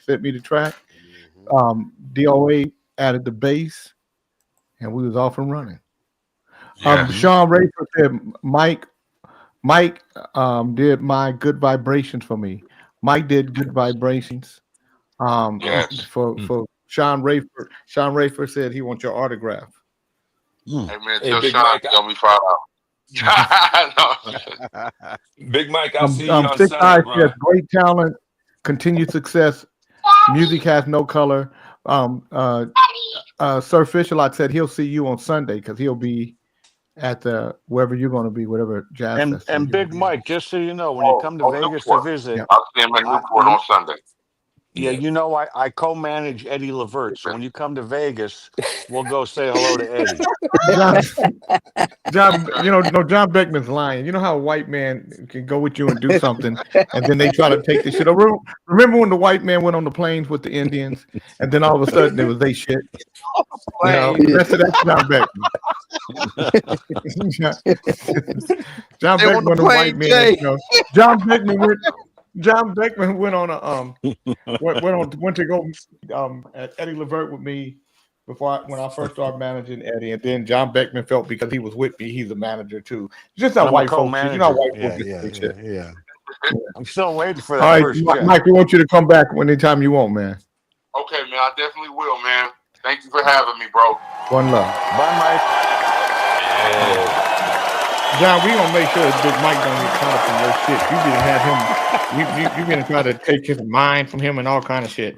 You know, John Beckman getting his yard. John Beckman getting his yard ready so that he can extract black folk and take talent. I don't even want to tell you what this yard's costing me. I'm gonna tell you right now, Beckman is gonna take a black penis because he tried to be in the itty bitty witty committee. The Pinky Boys. Mm-hmm. Pinky Boys, the size of Pinky. Mike Hart say he's making on Kings in the morning. Beckman say he don't want us He to can know talk how shit. much the yard costing, but he don't want us You to can talk know. shit. You can make it on Kings in the morning. Beckman Remember when don't John none of Beckman those first got here? labels He could speak talk English. shit, and he'd cry like a little bitch all the time. I don't think Jay can hear you, Bernard. Huh? No, Can hear I who? say Beckman. Not one of those laborers speak English. Beckman. Who's talking? Bernard. I can't hear him. That's what I said. Oh, That's what I was go telling him. I don't think Jay can hear you. That's what I was telling him. Oh no, I'm gonna go out and come back in. All right, wait a minute. Damn. They both left. Now that the motherfucker's gone. Oh damn. He left? Yeah, he coming back in too. He's coming back. Can you guys hear me? Yeah. Loud and clear. Yes. Okay. Hey, Jay, can I make an observation since OAJ's to my right here? Yes. Okay, Nicole, if you're listening, do you guys remember back in Kentucky, maybe 3 or 4 months ago, the sheriff went in and shot that judge in his chambers? Yes, I remember that. Yep. Now, if you look at the judge and you look at OAJ, tell me they're not related. I don't. All y'all look alike, John. Well, that's what I'm saying. That's why I'm saying, Nicole, if you can pull up a picture of that judge, got the same Dave hairline. and Pete. I'm gonna tell you guys another joke because I think you guys need them. Dave and Pete were a couple of drinking buddies who worked as aircraft engineers in New York. One day, the airport was fogged in and they were stuck in a hangar with nothing to do. Dave said, "Man, I wish we had something to drink." Pete replied, "Me too. You know, I've heard you can drink jet fuel and get a buzz. Want to try it? So they pour a couple of glasses of high octane goodness and get completely smashed. The next morning, Dave wakes up and feels surprisingly amazing. No hangover, no side effects, nothing. Then his phone rings and it's Pete. And Pete says, "Hey man, how you feel this morning?" Dave said, "I feel great. How about you?" Pete said, same. That jet is brilliant stuff. No hangover at all. And we should do this more often. So Dave says, "Absolutely, best idea ever." Pete said, "Yeah, but just one thing." And Dave said, "What's that?" And Pete said, "Have you farted yet?" And Dave said, "No, why?" And Pete said, "Don't. I'm in Canada."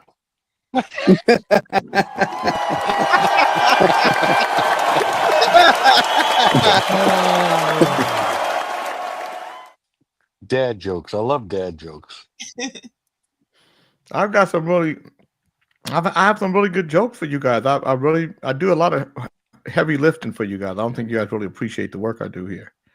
We appreciate you, Jay. Appreciate you, brother. We appreciate you. Thank you so much.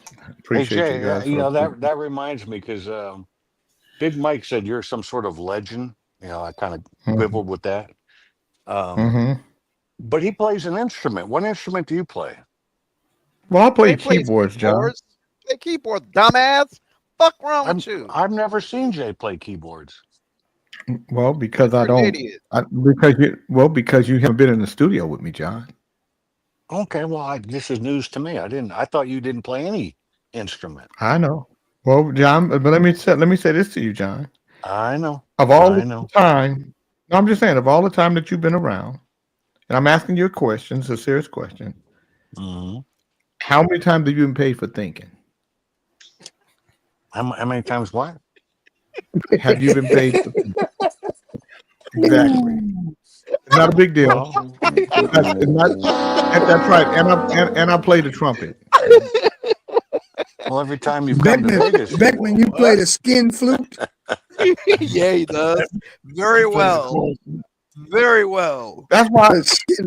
But John, that's why I started taking more lessons, because I wanted to because I don't play as much as I used to. Do you actually play the trumpet? Not anymore, but I used to. I was in the jazz band. I was Okay, fucking first. well, I didn't in high know. school. Yeah. You know, Good morning, Monique. Good morning, Jelena. Blowing on a horn is not easy. No, it's I not. took saxophone. And keeping your keeping your lip, you got to keep. You got to keep that lip so you can. I tried playing the saxophone in middle school, and it was hard. Yeah, well, John Beckman, because it required thinking, and you know what I told you about thinking earlier. King, can you please stop John Beckman ask our guest questions? He has no value. I agree with him that time.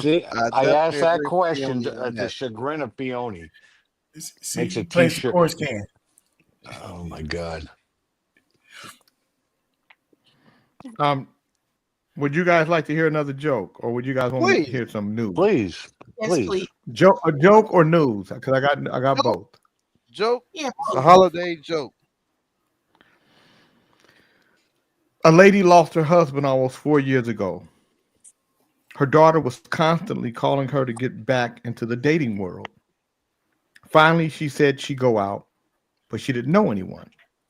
Her daughter immediately replied, "Mom, I have someone for you to meet."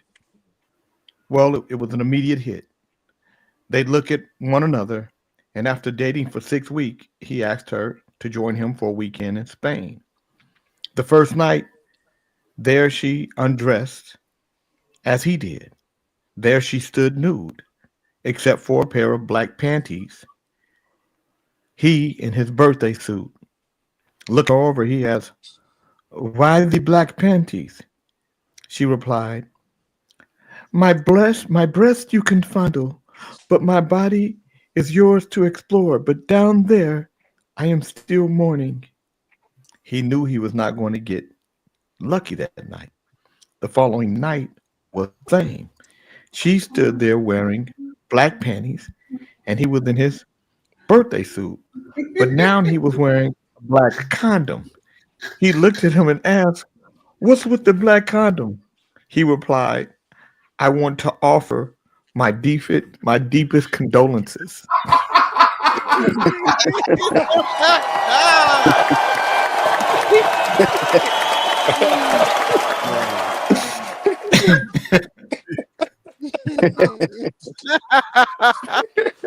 That was a good one. I like that.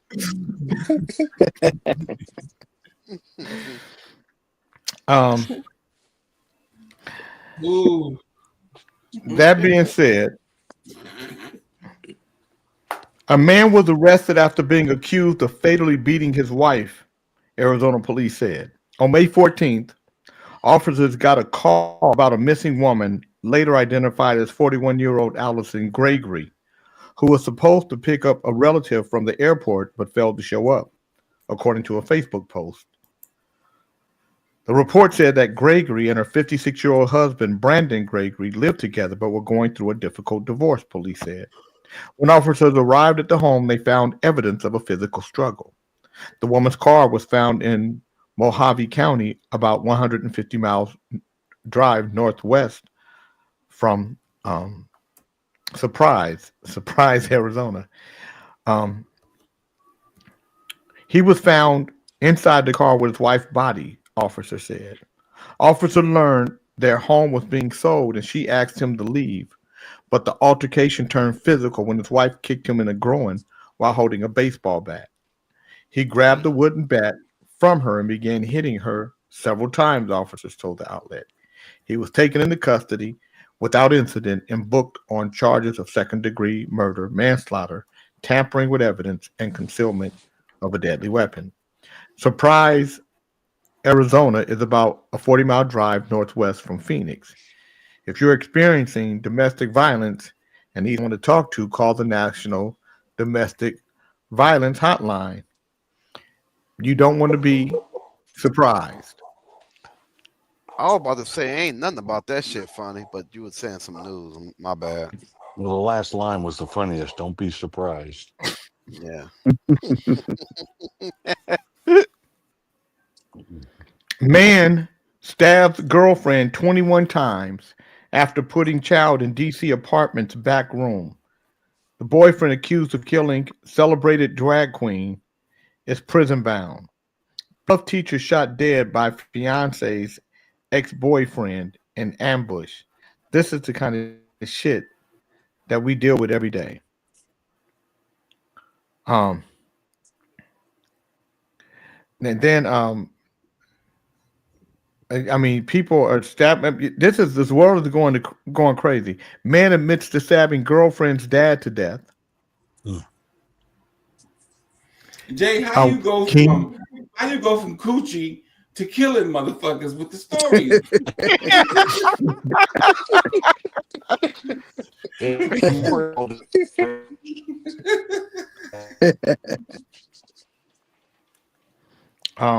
Mom 72 shoots her 38-year-old son inside their Arizona home.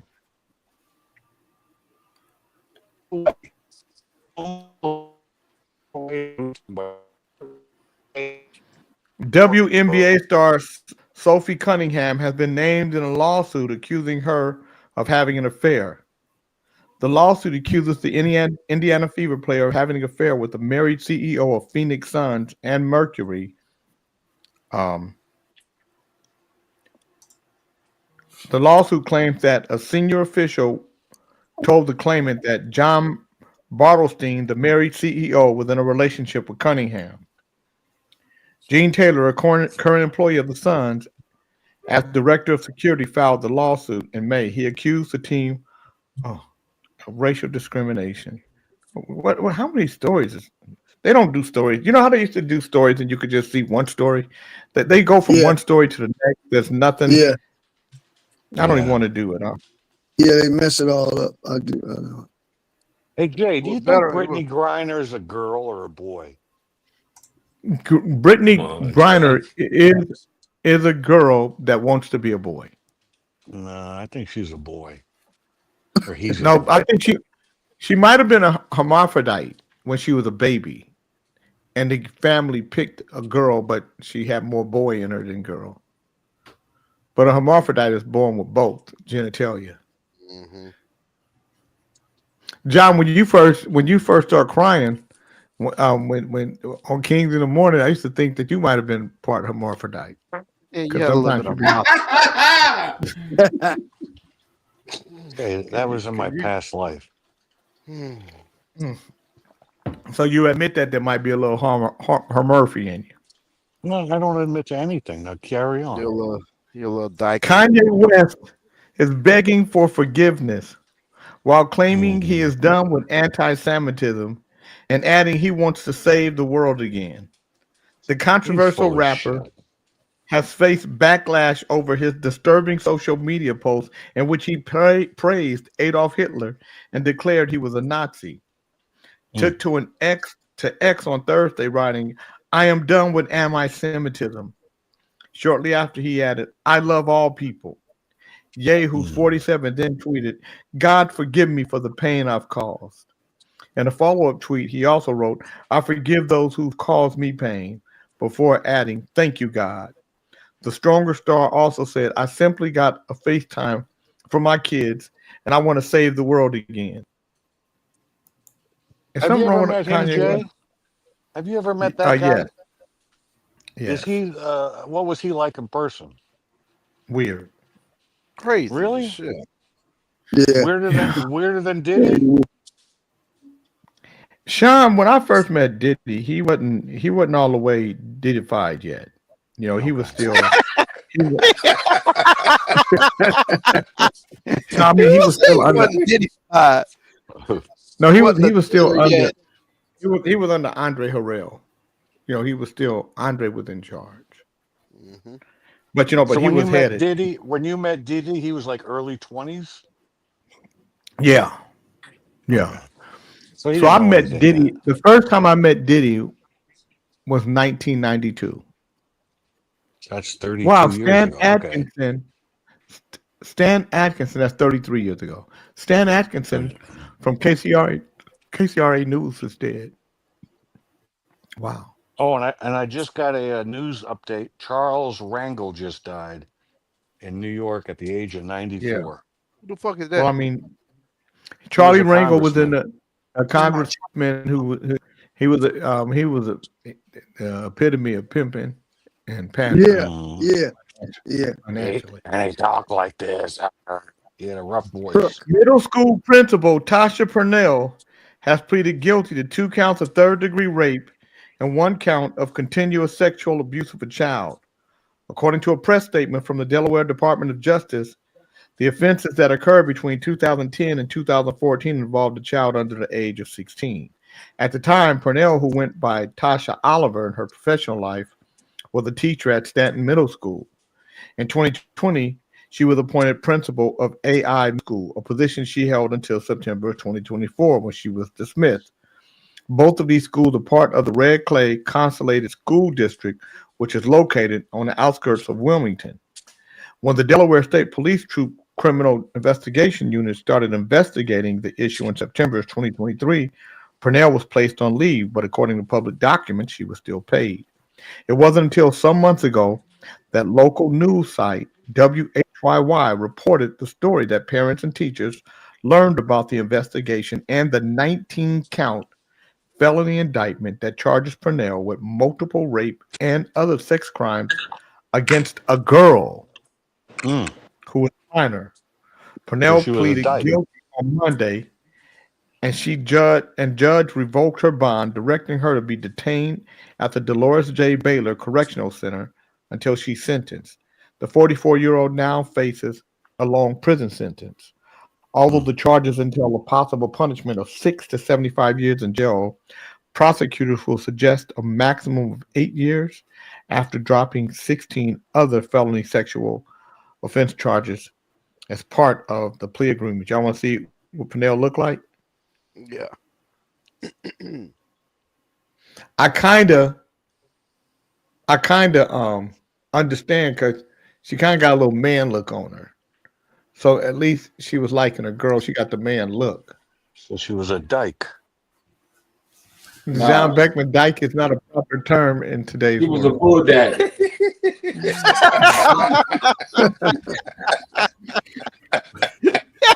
Oh, wait a minute. Hold on. Speaking of dykes, Kente's here. Go ahead. Oh, ain't that a bitch? Okay, you about to get your ass whooped. I'm about to get off of here. Good morning, Kente. You missed Big Mike Hart, man. He was on. Now, John Beckman, you could be fired. For what? Right, and fired from what? For saying dyke. What are you going to fire me? No, I'm talking about you could somebody. Fucking dumbass.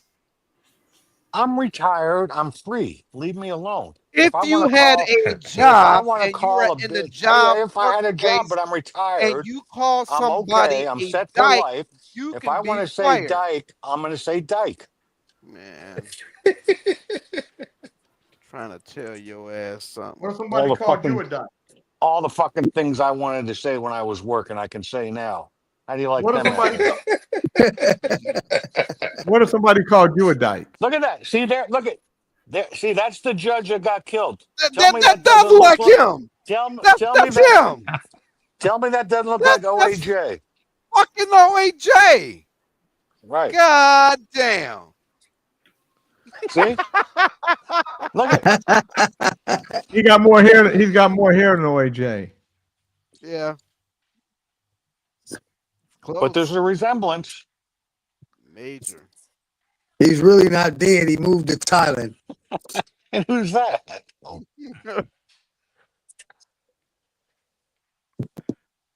Jay, you had a guest on your show one day on KDEE. His last name was Dyke, and I said, "Hello, Mr. Dyke." His first name was Dyke. Okay, and I said, "Hello, Dyke," and Facebook got suspended me. Well, his And that was the guy's name. That's his name is Dyke Monday. He's a good friend of mine. Right. And I got suspended for saying, "Hello, Dyke."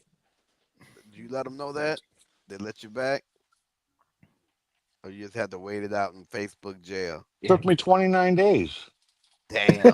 For some reason they like to pick 29 days. You got to be silent for. That's the jail sentences. When they put your ass You in about to get Facebook suspended jail. again, John. Why? Because you You just just said it numerous times. You sure the Yeah, but fuck I'm did. on StreamYard now. I'm not on Facebook. That's true. You could get the whole platform shut down. I I'm don't gonna think ruin it for StreamYard give everybody. a fuck. I don't think StreamYard. Yeah, Beckman's StreamYard jealous seems because cool they so can far. fuck better than him now. Who can? Who are they jealous of? What? Who am I jealous She of? said Beckman's jealous because they can fuck better than him now. What? The Dykes? Yeah. Yeah.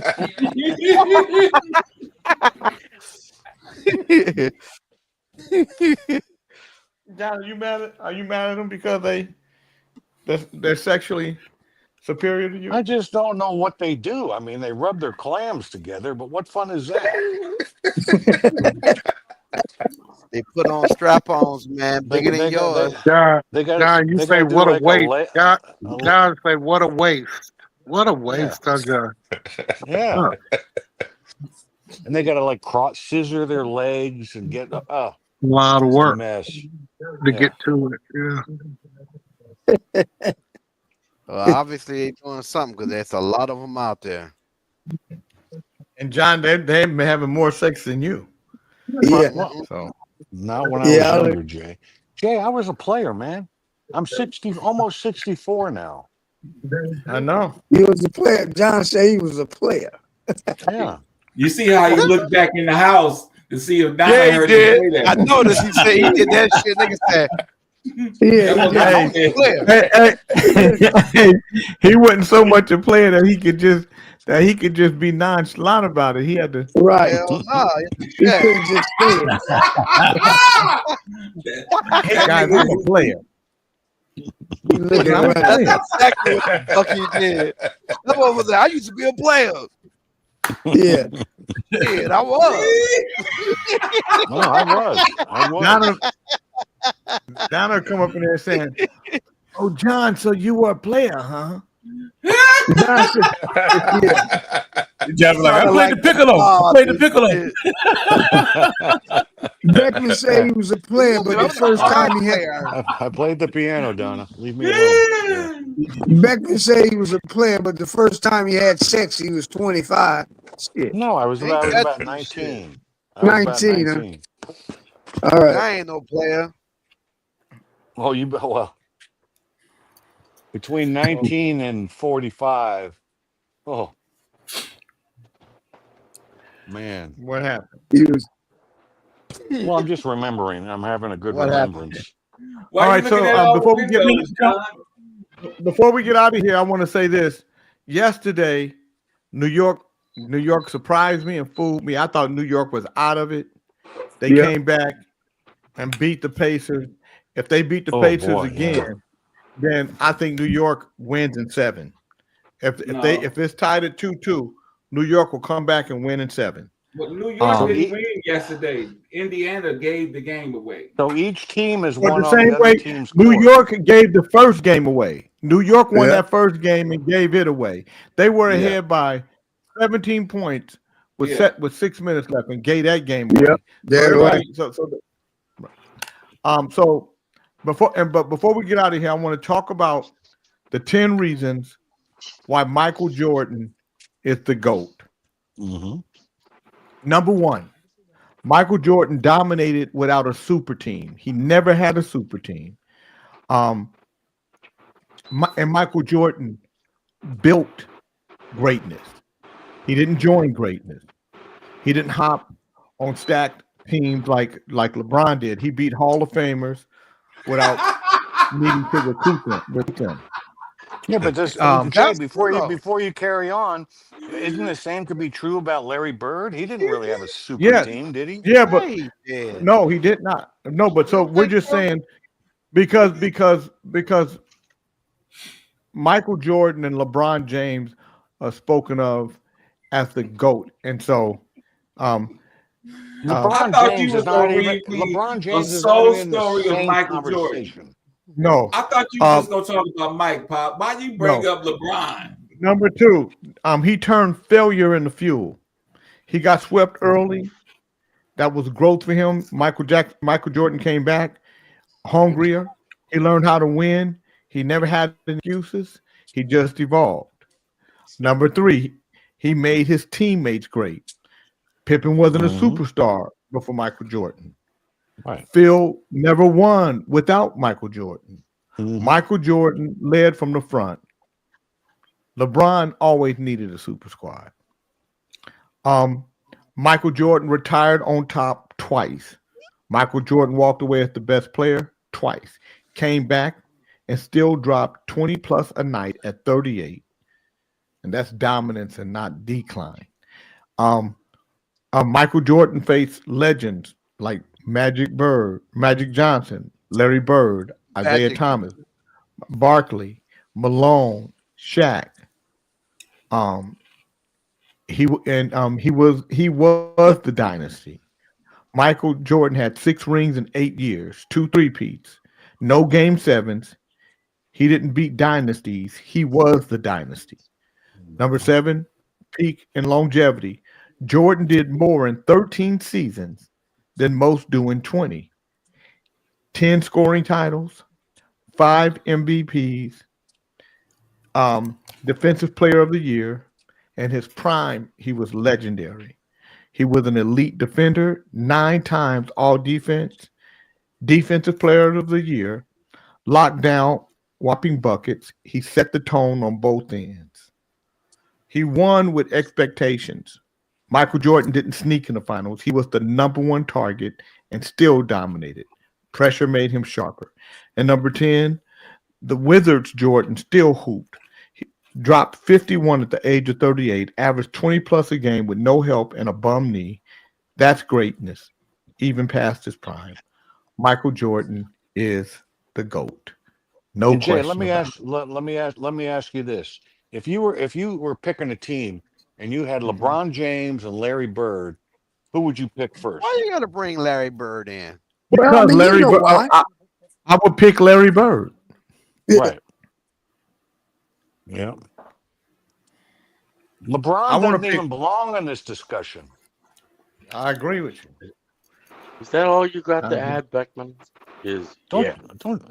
don't you worry what I have to LeBron, add. LeBron just got longevity. That's it. Nothing else. LeBron is a stat whore. Yep. He would not have made it in the days of and those guys. He would not have made it. He wouldn't Not have. in I agree. I agree with you. But he's a stat whore. He wakes up in the morning. Who's close to me? Wait. I want to. If I play till I'm 58, I can have all of these stats. No one will be able to. And then he cracked me up when he get there was one time when he missed the layup and he grabbed the back of his head.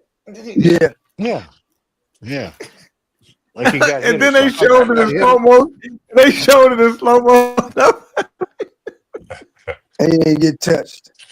Nobody touched him. Like a Nobody was piece of guarding wind. him. I said, this motherfucker right here. If there was ever pussy dick on display, LeBron James is pussy dick on display. Imagine what Bill And Laimbeer would have done to LeBron had LeBron driven the oh basket man, in Laimbeer's oh name. no, that'd have been all bad. I got a nice poster pictures. I got nice pictures of LeBron and Puffy. So this is my picture of LeBron. I'm gonna put it on Kings in the Morning. Y'all see that? Y'all That's see LeBron? Okay. Yeah. And this is my picture of Puffy. Is he carrying a handbag? Yeah, and that's Puffy. Oh, that's gross. That's gross. He just looks like a goat. And But he's not the goat. And this is what Shaq said. The only goat LeBron is going to be is on a farm. And but I did find a statue of LeBron that is going up. It's going to be up in the next Was that the one month or down in so. New York? I know you're pulling the one up from New York. I think Ali is going to really appreciate. His head is on the fat lady. No, John, that's not his head. It's not on the fat lady. This is LeBron. You're trying to make it seem like that's somebody else. This is LeBron. Let me find her. This is going to be. You know, it's the truth. This is well, first of all, let me show you why white men are mad at us. This is why racism exists. This is why racism exists. Yep. John, let's talk about this. Don't you worry about it. Let's talk about that, John. It's not the size That's why that racism. matter. That's It's not why the size racism that exists. matters. Oh yeah, it is. It is. It's not the size that matters. Yeah, and people who say that are always fucking tiny. Shut up. Don't you worry about Not it. the size. It is the size, motherfucker. And this is Oh wait a minute, I got something for Beckman. There is a future for There him. it is. That's LeBron on the damn lady's head or the lady's statue. LeBron's. No, this is LeBron's. But LeBron's not that chunky. Beckman, Wow. That's a motherfucker you with can titties. when your All wife right. dumps you, you can come to Thailand, where they'll be very appreciative that you're not. Well, as I I'm said, I gonna. keep seeing all these women that want You'll be to. welcome, Beckman. You'll You be think I'm welcome. going to go to Thailand? You'll You be think that's You'll welcome be on here my in welcome. you Thailand. think You'll be that's on welcome. my bucket The list? big fat You'll be girls welcome. are looking for black cock because the white cock apparently doesn't satisfy them anymore. Does anybody else have Thailand on their bucket list? Because I don't.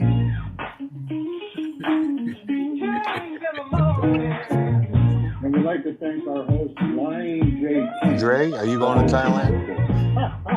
I don't need to. I'm not Show is over, but don't you cry. We're coming but back only to say goodbye. holla my family. 2 fun hours. Y'all have a great day, man. Happy Memorial Day to you cats. All right, Dre. Well, Y'all be that easy was my now. question. You can't say Happy Memorial Day because today's the day we honor the dead. I don't know what's happy about those of whom that died. But it's a Well, holiday. they didn't It's a have to happy live. holiday. Celebrating. We're celebrating, bro. Yeah. Yeah, you just have to say, hey, man, have a good Memorial Day and Well, happy remember the. Memorial. They don't have to live through Trump. Fuck them. Yeah, happy Memorial Day, goddammit. Shit.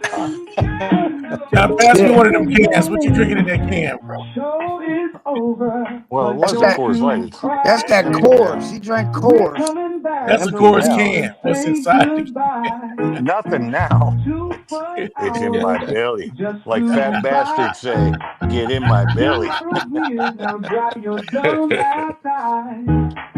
That Remember that? motherfucker that Get drank. in my That belly. motherfucker drank Coors at 8 o'clock in the morning. Damn. Hey, It's 5 John, tell o'clock. me it's 12 o'clock somewhere. Yeah, it's 10 o'clock now. Hey, who's cooking today? Not I. Dylan. I Why cooked you had to bring yesterday. that up, Chief? Huh? Why you had to bring that up? You know, usually people cook today. I did it yesterday. I Me grilled all too. day yesterday. I need to break out my grill. It's been totally I underutilized. grilled some salmon and some what's the other fish I cooked yesterday? It was pretty good. Sea bass for Oh, that me and sounds good.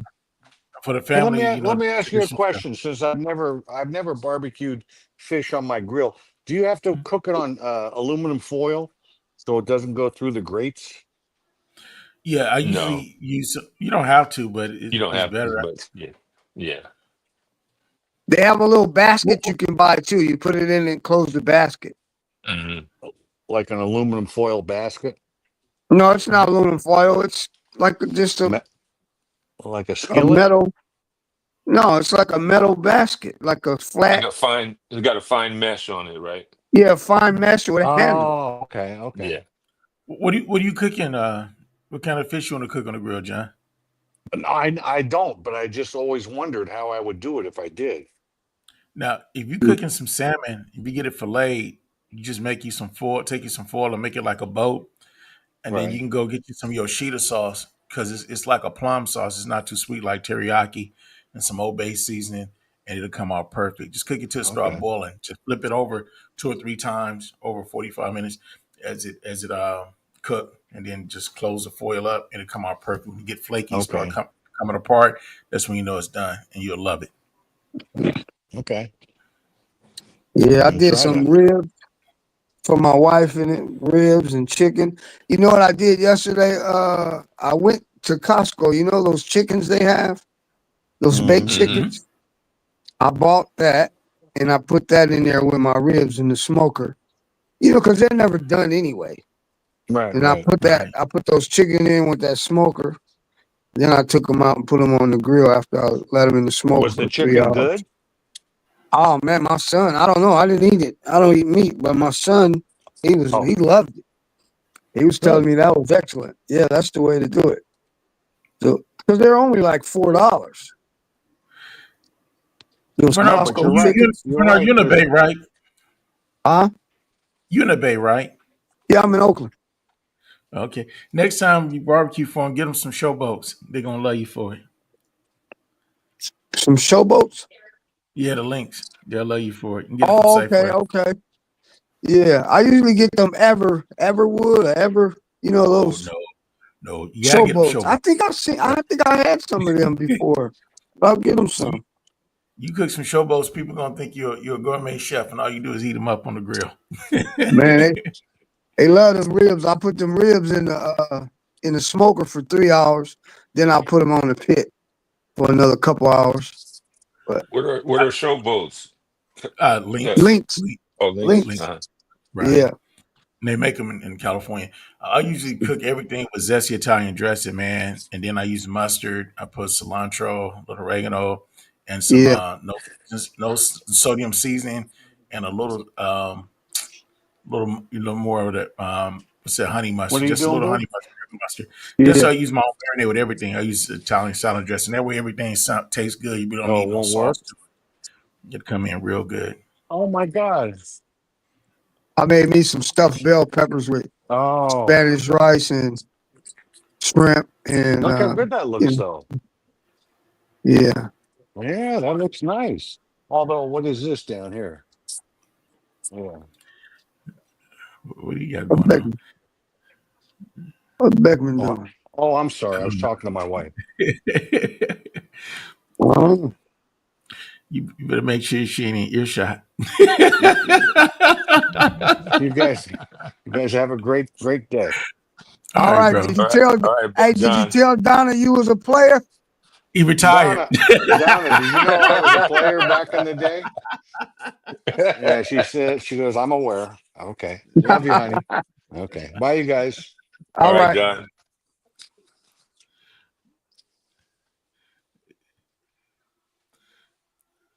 What up, Kente? What it do, Kente? What's up, Coach?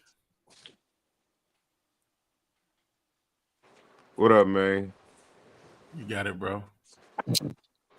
What you cooking today, Kente? Are you cooking? No, I'm not. I made some butter beans yesterday, man. I'm eating them motherfuckers. Yeah. Eating them butter beans, man. Uh-huh. Yeah. You know what I miss in Oakland? Bernard. Hey, wait. Shit. I'm sorry. I was going to tell you about them showboats. My mom they said they used to use those when they would run out of the homemade ones at Flint's. They would use showboats to replace them. Oh. So yeah, I you had may- them before, but I do like them. My wife likes them too. Showboats. Yeah, so if you ever been to Flint's back in the day, you may have had showboats already. I miss when you go down to Oakland, you go to the like around 35th Fruitvale. The Hispanic had little carts and they roast the corn on the cob, the sweet corn. Yeah. Yeah, they kind of it's still down there by Foothill now. You know, they got a lot of, but it's all over now. 98th everywhere. The Mexicans everywhere with it. They put that cheese on it? Yeah. They put that cheese hot on sauce. You can They even put get it where mayonnaise. it's not. I don't eat That's no mayonnaise. mayonnaise They on put it. that- Don't put no mayonnaise on it. No. Yeah. Yeah, they You can put even get it mayonnaise in in a there. Hot. cup. I don't eat mayonnaise. Yeah. You can get it in a cup now, so it's not on the cob anymore. Oh, I seen it in the cup too. I don't like that white stuff. I don't like it. And you can always catch them by DMV with the fruit. With the Chocolate Peach, I'm watermelon, gonna have to pineapple. call you later on so I can bring you that fish. I brought Mo's hers yesterday. Was that yesterday, Okay. Mo? No, that was day before yesterday. I brought Mo's her in sack. Okay, I'm around. I'm at home right now cleaning up, and then I gotta go. I have an urgent care doctor's appointment, so You got a doctor appointment today? yeah, I couldn't sleep last night because I would stop breathing in the middle of the night, so I gotta go to the doctor. You got sleep Wow. apnea? No, I don't. That's the thing. I don't have sleep apnea, but there's something in my throat right now. My throat is a little like messed up. I think I might have strep throat because it was like my air. I would go to sleep and all of a sudden my air blockage would be blocked. No, you need a man sleep with you. That's what the fuck wrong. How you Yeah. know you stopped breathing, Chocolate Peach? I woke up gasping for air. Oh, And then as I woke up, and I was gasping. All of a sudden, I could feel everything open back up. You know, At that's least what you, sleep yeah, at least apnea you does to woke you, up. right? It's a gland in your throat that closes or narrows, limiting air to the head and to the rest of the body. And Yeah. the CPAP machine really isn't the best answer for it. It's a surgery you can take and other things you have to open that airway up and keep your jawbone from going back and having the clothes be relaxed. Well, that's the thing. I did a sleep apnea test Uh-huh. 3 years ago. And so my doctor said, because they wanted me to do another one, and then she said, wait, you just did it 3 years ago. So it doesn't change that quickly. So we have to wait till you're at the 5-year mark and do it again. Did you do a You take got home Kaiser? test? You got I have Kaiser? Kaiser. I got Kaiser, and yes, I did the take home test. Demand another test because I know a guy that they told some shit like that too, and Mhm. he had to wait like another 2 months, and he died before he went back and got his test. So if you're Oh, having shit. problems with your throat closing, you need to go get that looked at seriously. I'm You not trying to say he's chocolate, being honest. yeah, chocolate What? piece. You might need to do a in-house sleep test. Where you stay overnight. Gotcha. Well, that's another Yeah. reason why I said when I called them at 3 o'clock this morning, I said I need an appointment. So they were like, okay, we got you an urgent care appointment at 11:30. So I'm like, all right, cool. So I'm already, I had planned on cleaning up my house today and washing all my clothes. So I've already like packed up all my clothes so I can just put them in the car, go to my appointment, and then head out to the laundromat. I'm not trying to be funny with you. I'm being honest. Do you sleep on your side or sleep on your back? Side. Try to sleep on your left side until you get your appointment because your throat, your jawbone will go as far back, and you breathe better on your left side, and that helps you at And, nighttime. and the bad thing is, I usually start on my left side because my right side, I have carpal tunnel in that hand. So Mhm. if I lay on that side, that hand will go numb. So I usually always sleep on my left. All right. Wasn't trying to be funny. I was being honest, trying to give you some pointers. So people think people try to be funny, and I wasn't. No, I appreciate it. I take all the advice. I use the advice. I even use Fuckface's advice when he gives it to me. I'm just glad you tried it. I'm just glad it made you wake up. You know, that's crazy. You can't breathe and you sleep and then you wake up. Jeez. Right. Because I literally kept wondering why I would always, every time I wake up, I look at the clock.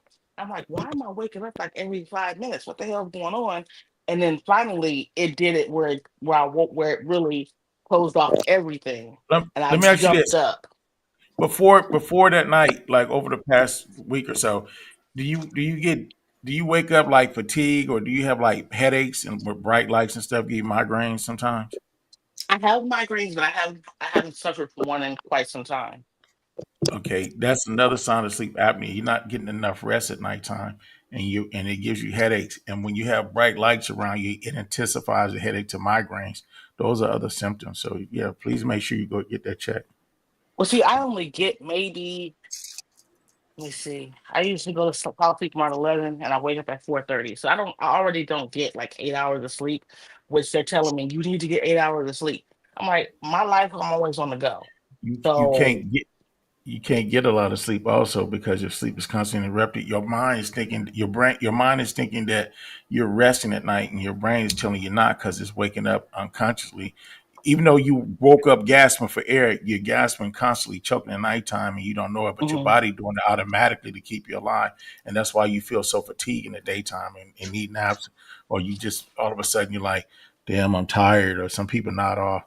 But you need Mhm. to get checked out seriously. yeah, like I said, I have an appointment at 11:30 today, so I'll be there, and then I'll be coming back here to clean up and maybe cook some more. I bought some ribs last night, so I'm thinking about cooking those in the air fryer. You know, I used to cheat. I used to go to Costco and get the ribs they cooked the day before because they cut them up and give you barbecue sauce and throw them in the air fryer. I do it, warm them up. They do all the heavy lifting for you. No, I bought some corn on the cob. I bought my stuff to make my baked beans, and I bought some potato salad. So that's gonna be my meal for the next couple of days. Damn, See, Costco's probably closed. Costco's probably Costco, closed today too. Huh? they closed today. Yeah, Costco closed, but Walmart is open. I seen that on the news. But they 18 ain't got the plus, man. ribs. Walmart ain't got the ribs. Walmart ain't got no ribs. I never like Costco's. I never ate there. I could I can't cheat on them. I cheated with that chicken, but it came out good. My son. No, if there's an Albertsons or Kroger's, they usually have them. Albertsons and Kroger's do. You talking about sleeping? I gotta figure out. I just never brought it up to the doctor. I bite my tongue while I sleep. It irritates it. It's like in between. I put my tongue in between my teeth and I bite on it. And it really irritates it sometimes. I'll probably need to see the doctor about that. I don't know what they can do. They're gonna probably you give get you a one of night the mouth guard. guards. Yeah, Yep, a give night you a mouth guard. guard. What is that? It's kind of like a retainer, all plastic with your teeth in, so you won't bite your tongue off or hurt yourself too bad in case you Kind clench of up what they hard. used to like what they use in football. When you playing football, and they give you a mouth guard. Oh, you gotta sleep it. Wow. Mm-hmm. Anything. I'm talking. I can see the impression of my teeth and my tongue when I wake.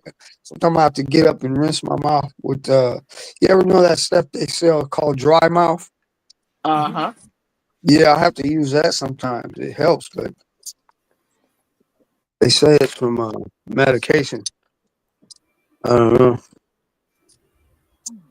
Yeah. I did not know one person can make a house so messy. You don't have sleep apnea, do you, Bernard? No, man.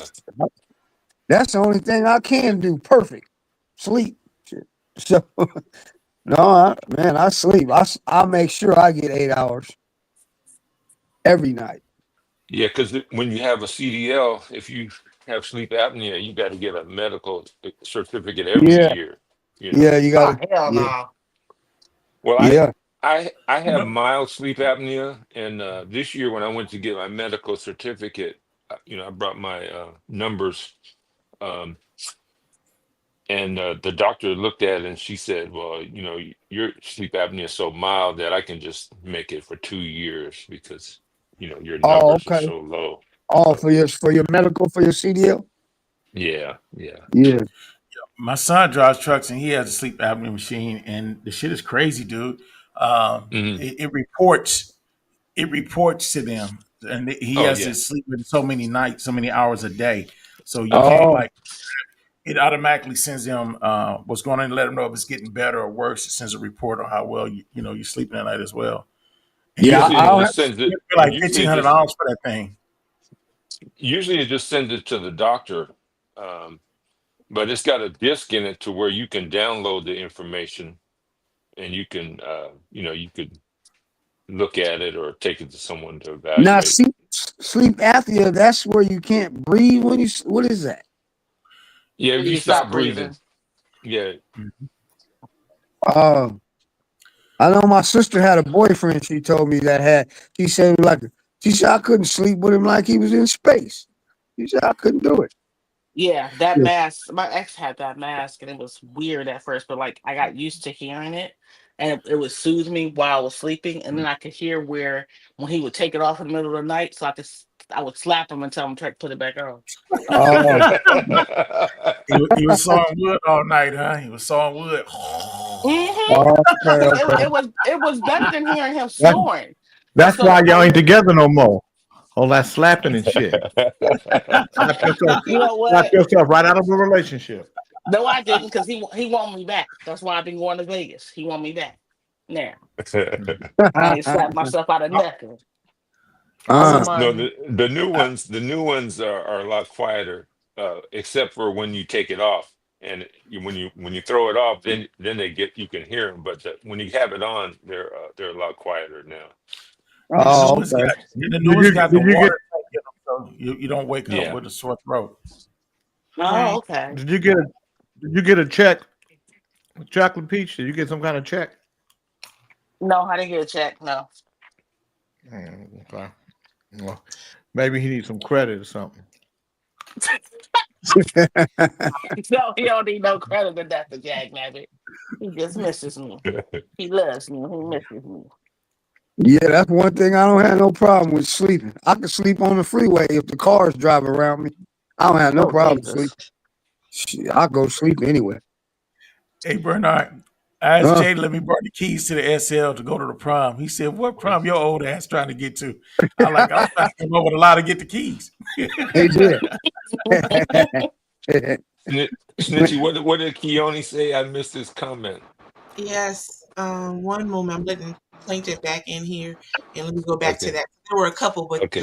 this one he says, "Snitchy, tell Sir Fish a lot. Well, tell Sir Fish a lot that I had a sample of that fish and mussels he sent Kente. That shat was delicious."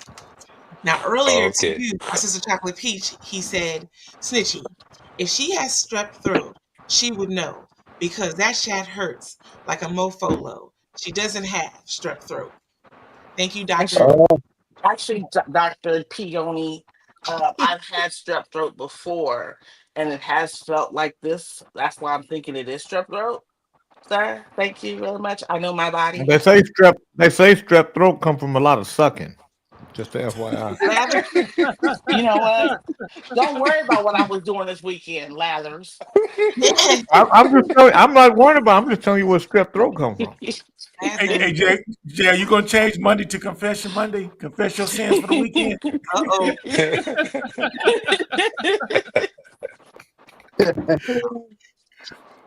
So I wanted to say a little something more about sleep apnea, but I'll wait for Lathers come back.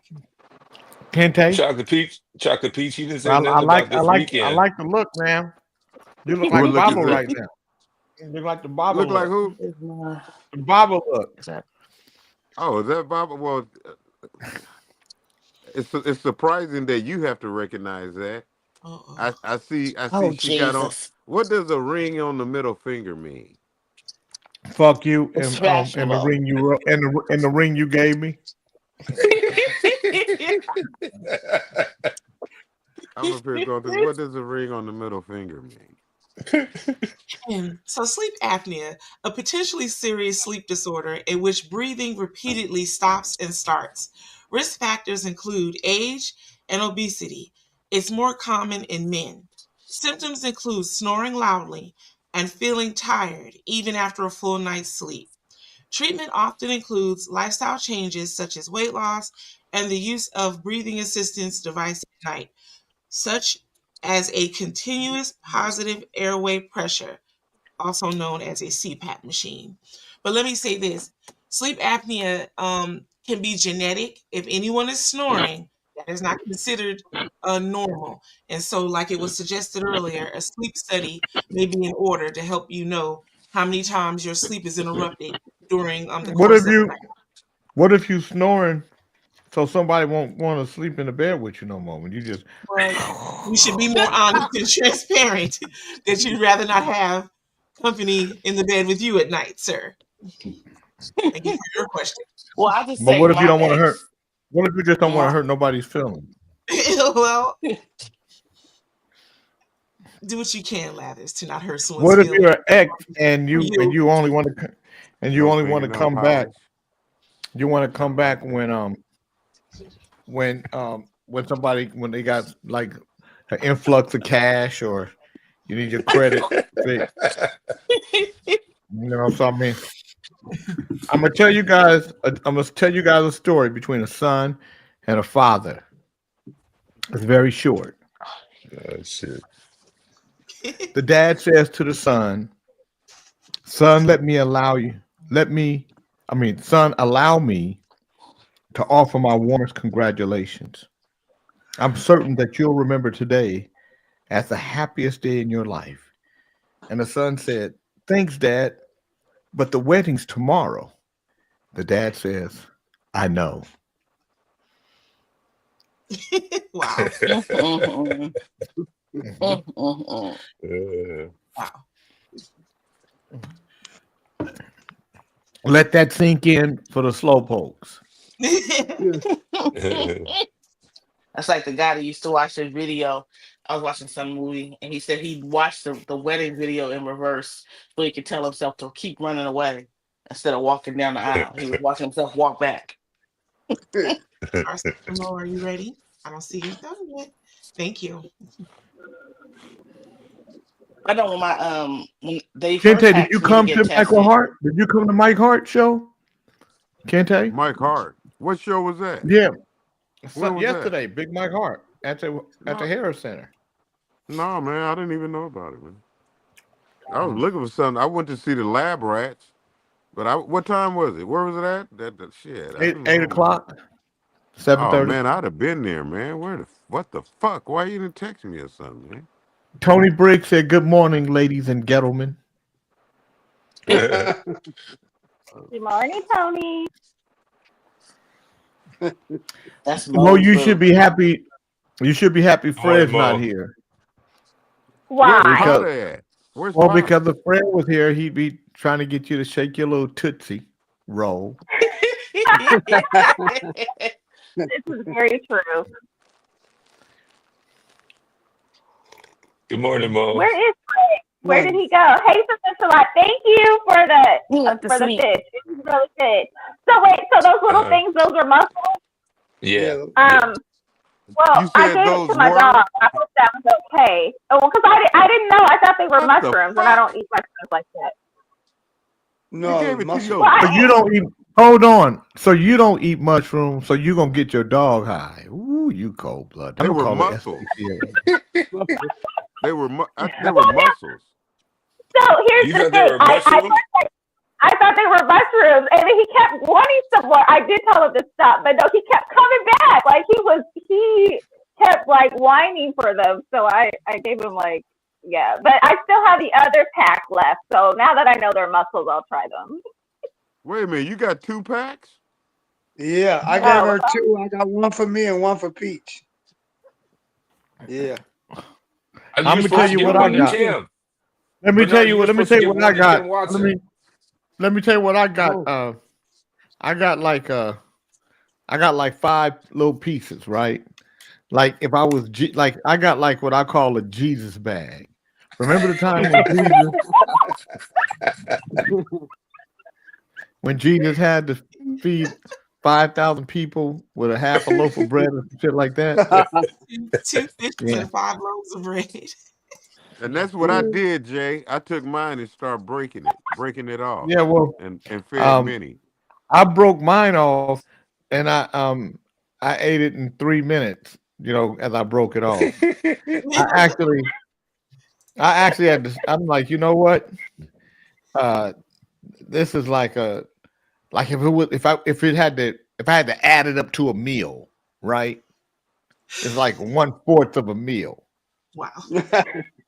You got to do like the Chinese, Jay. They'll take a steak and make beef broccoli, beef chow mein, and beef fried rice all with one steak. They'll just slice little slices. Yeah, but the problem is this wasn't the size of a steak or 1/4 of a steak or 1/5 of a steak or 1/6 of a steak or 1/8 of a steak or 1/10 of a steak. Wow. This was like 1/20th of a steak. It was just a sample. It was just a sample. Right. Brother said that from the beginning. It was a sample. Yeah. Hey, wasn't a meal. but I just seems to me that I'm listening to other people's samples that they had supersized samples. Mine was just a simple sample. So they had the supersized sample, or the 2S sample or the 3S sample, the supersized sample or the simple sample. I got the simple sample. The simple sample. I think your package got mixed up with John Beckman's, Jay.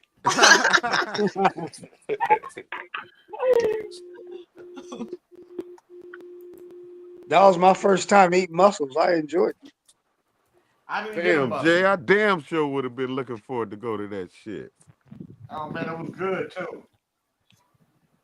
What venue was that? The Harris Center out in Folsom. Oh, okay. I never go out to Folsom. Never. Probably why you didn't go. Yeah.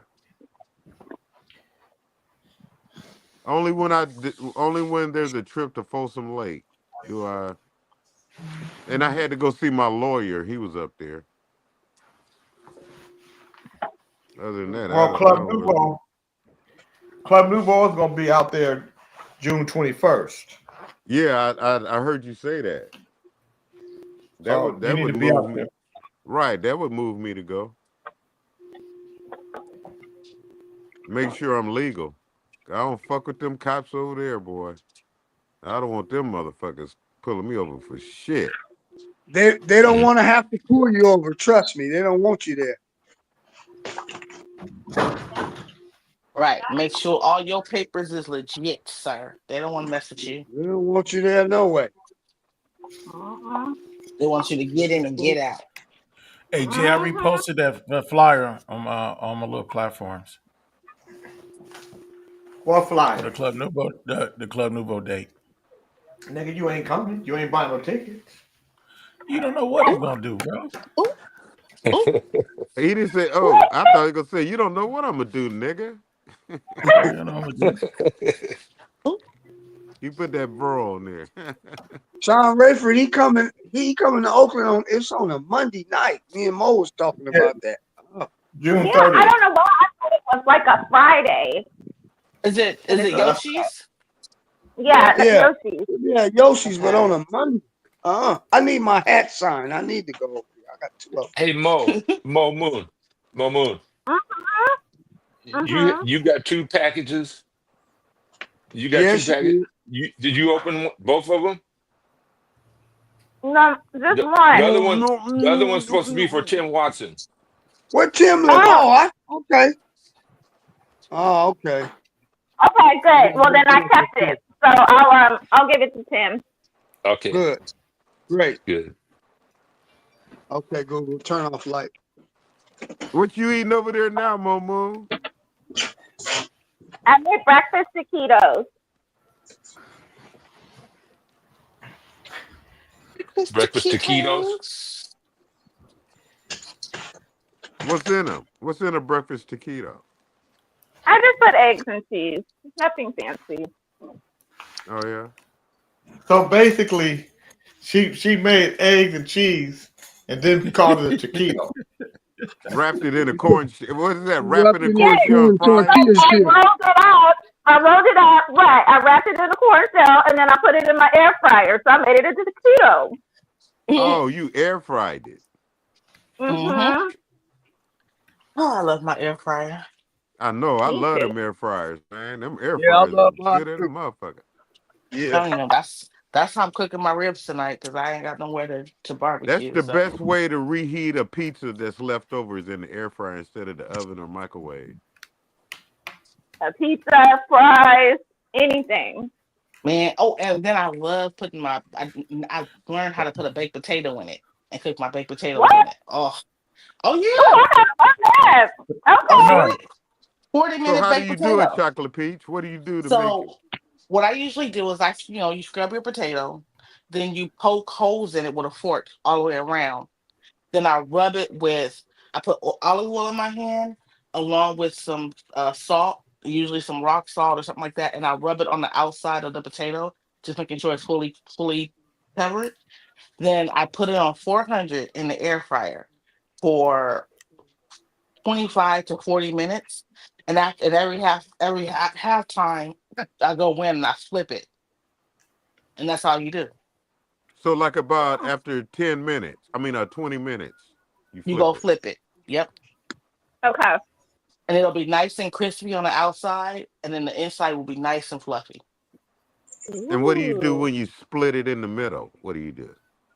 So all I do is I split it in the middle, and then I put my my butter in it and fluff it around.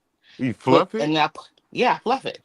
Okay. And then I put my sour cream and my seasoning in it. Do you fluff it till it turns like mashed potatoes inside that skin? Only if I put sour cream on it too. You know what the fuck is good? Those yams. You know how we all eat the red ones? Yeah. Sweet potato. The white ones are sweeter. Them motherfuckers are good, man. You better not say that in front of John Beckman and that's OAJ. Okay, what is that state? Louisiana state says 59-year-old Connie Wheaton reported the grandmother of fugitive was taken into custody, and still she accused of sending Of Donald sending money Donald money through a through a cell phone cell app phone. and is now facing a felony charge of accessory after the fact. 5 inmates remain at large following last week's escape Oh wow. involving God 10 She individuals. damn. cashed after him. She sent him money through Sending Cash shit App. through a Yep. fucking. They done, Oh, they done man. sent Granny to jail. No, But Cash App she'll just beat that. She'll beat that. but Cash App You just know, deactivated my account talking about I violated the terms you and know, conditions. I'm like, how? What'd I do? there's a place I'm on gonna the tell you internet. something. I forgot the website. When people say Cash App did this to me or Cash App did that to me, you gotta ask. You gotta be honest about the sneaky shit you be doing. They ain't just they not just stop shutting somebody down for the sake of shutting you down. Your ass doing some sneaky shit. What kind of sneaky I shit was you doing? wasn't. I wasn't doing sneaky shit. I Who was was sending sneaky shit? money, To who? not me. I was sending money to Who my was you sending friends money? and to parties that I was going to, paying for parties and stuff. Okay. And they was doing some That's sneaky shit. probably so. Okay, So somebody. I just did my appeal and told them how I was and sending money. you was part of the sneaky shit crew because they was doing something that you probably didn't know about, but sneaky shit. Hey Jay, there's a pool going on to see which inmate that I escaped know. lasts the longest. I You know. see That's what I said. That's what I told him. That's what I said. That's what I said.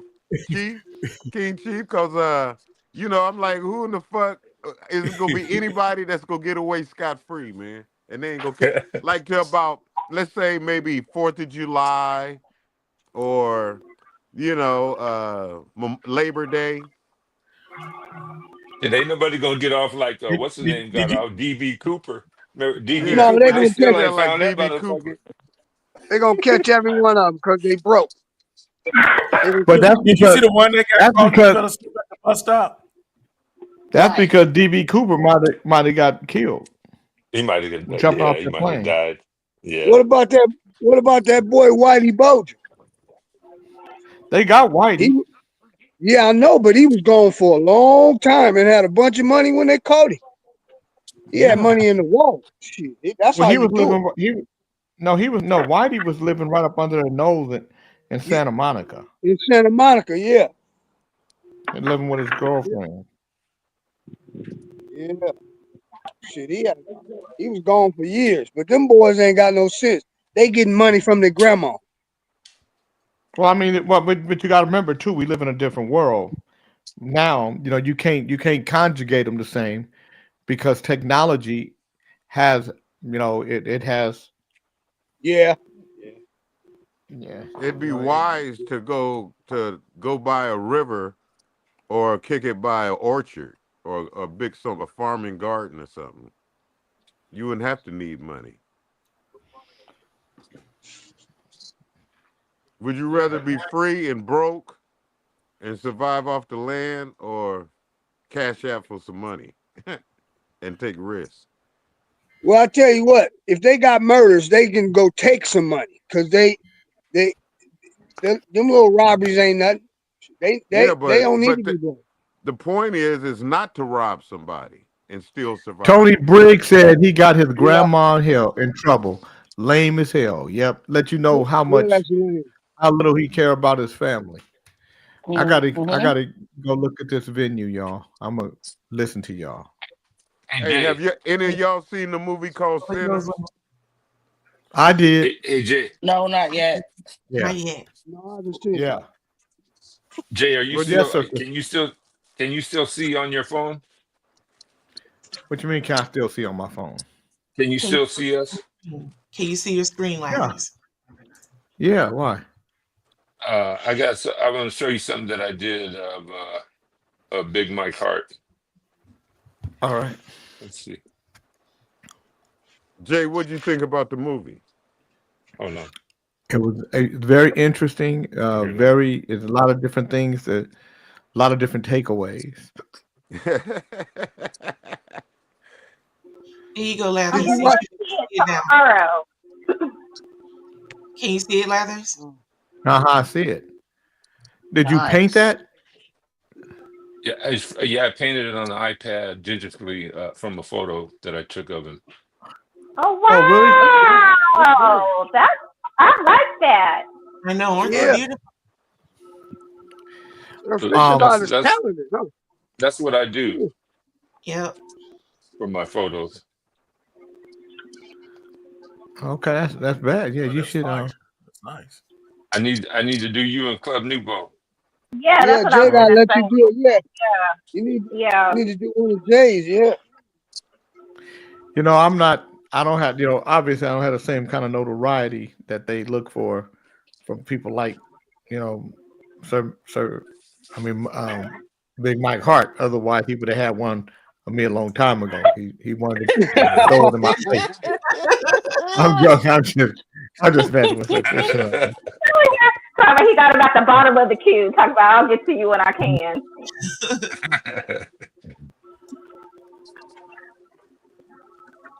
All right, ladies and gentlemen, I gotta get ready to go to this thing. All right, Jay. All right, Jay. All right, yeah. Have a good one. Yes, love you. Thank you. He's going to be here with us as well, y'all. Jesus. So.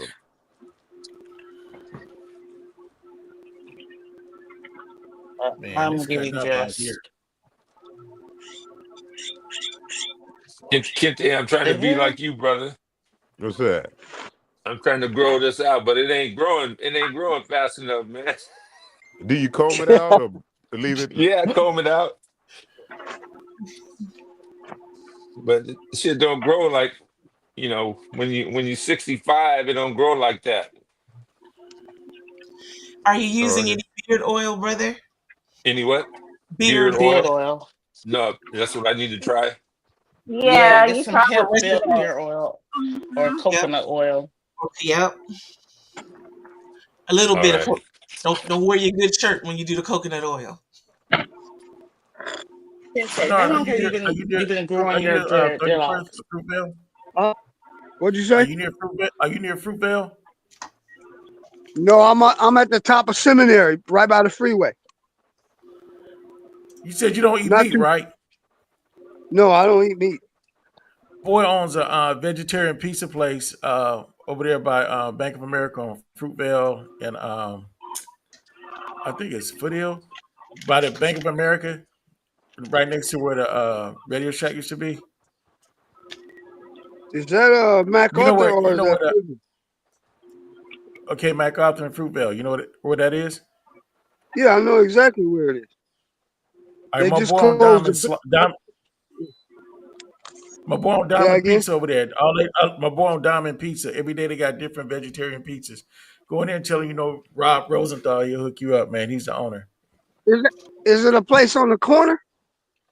It's right next to the corner. They got a Little Caesars to the left. There's a Southbells across the street, and there's a Wells Fargo across the street, and a Bank of America across the street. That Wells Fargo closed. I know exactly what you're talking about. Yeah, they closed Wells Fargo. I had a safe deposit box there. I had to move my stuff. They closed. Okay. Yeah, I know where it is. I'm gonna go by there. Yeah, I did a lot of marketing for him. I have my own marketing firm. I did a lot of marketing stuff for him. But go by there and mention my name, man. Tell your family, man. They'll take care of you. I remember when I was in Oakland, my son was going to the charter school downtown, and I told him my son's birthday. He gave me like 11 pieces. I'm like, dude, let me pay for these. He said, no, I'll give 1 or 2 to the administrators. And I did. And everybody said, a whole lot of people started going there. When he first opened, he was struggling for business, and I helped him out a lot. And they became really popular. I even had people coming from San Mateo to go there to get vegetarian pizzas. That's what I miss about home, man. You can eat good food, healthy food everywhere. Out here, you can only get soul food everywhere.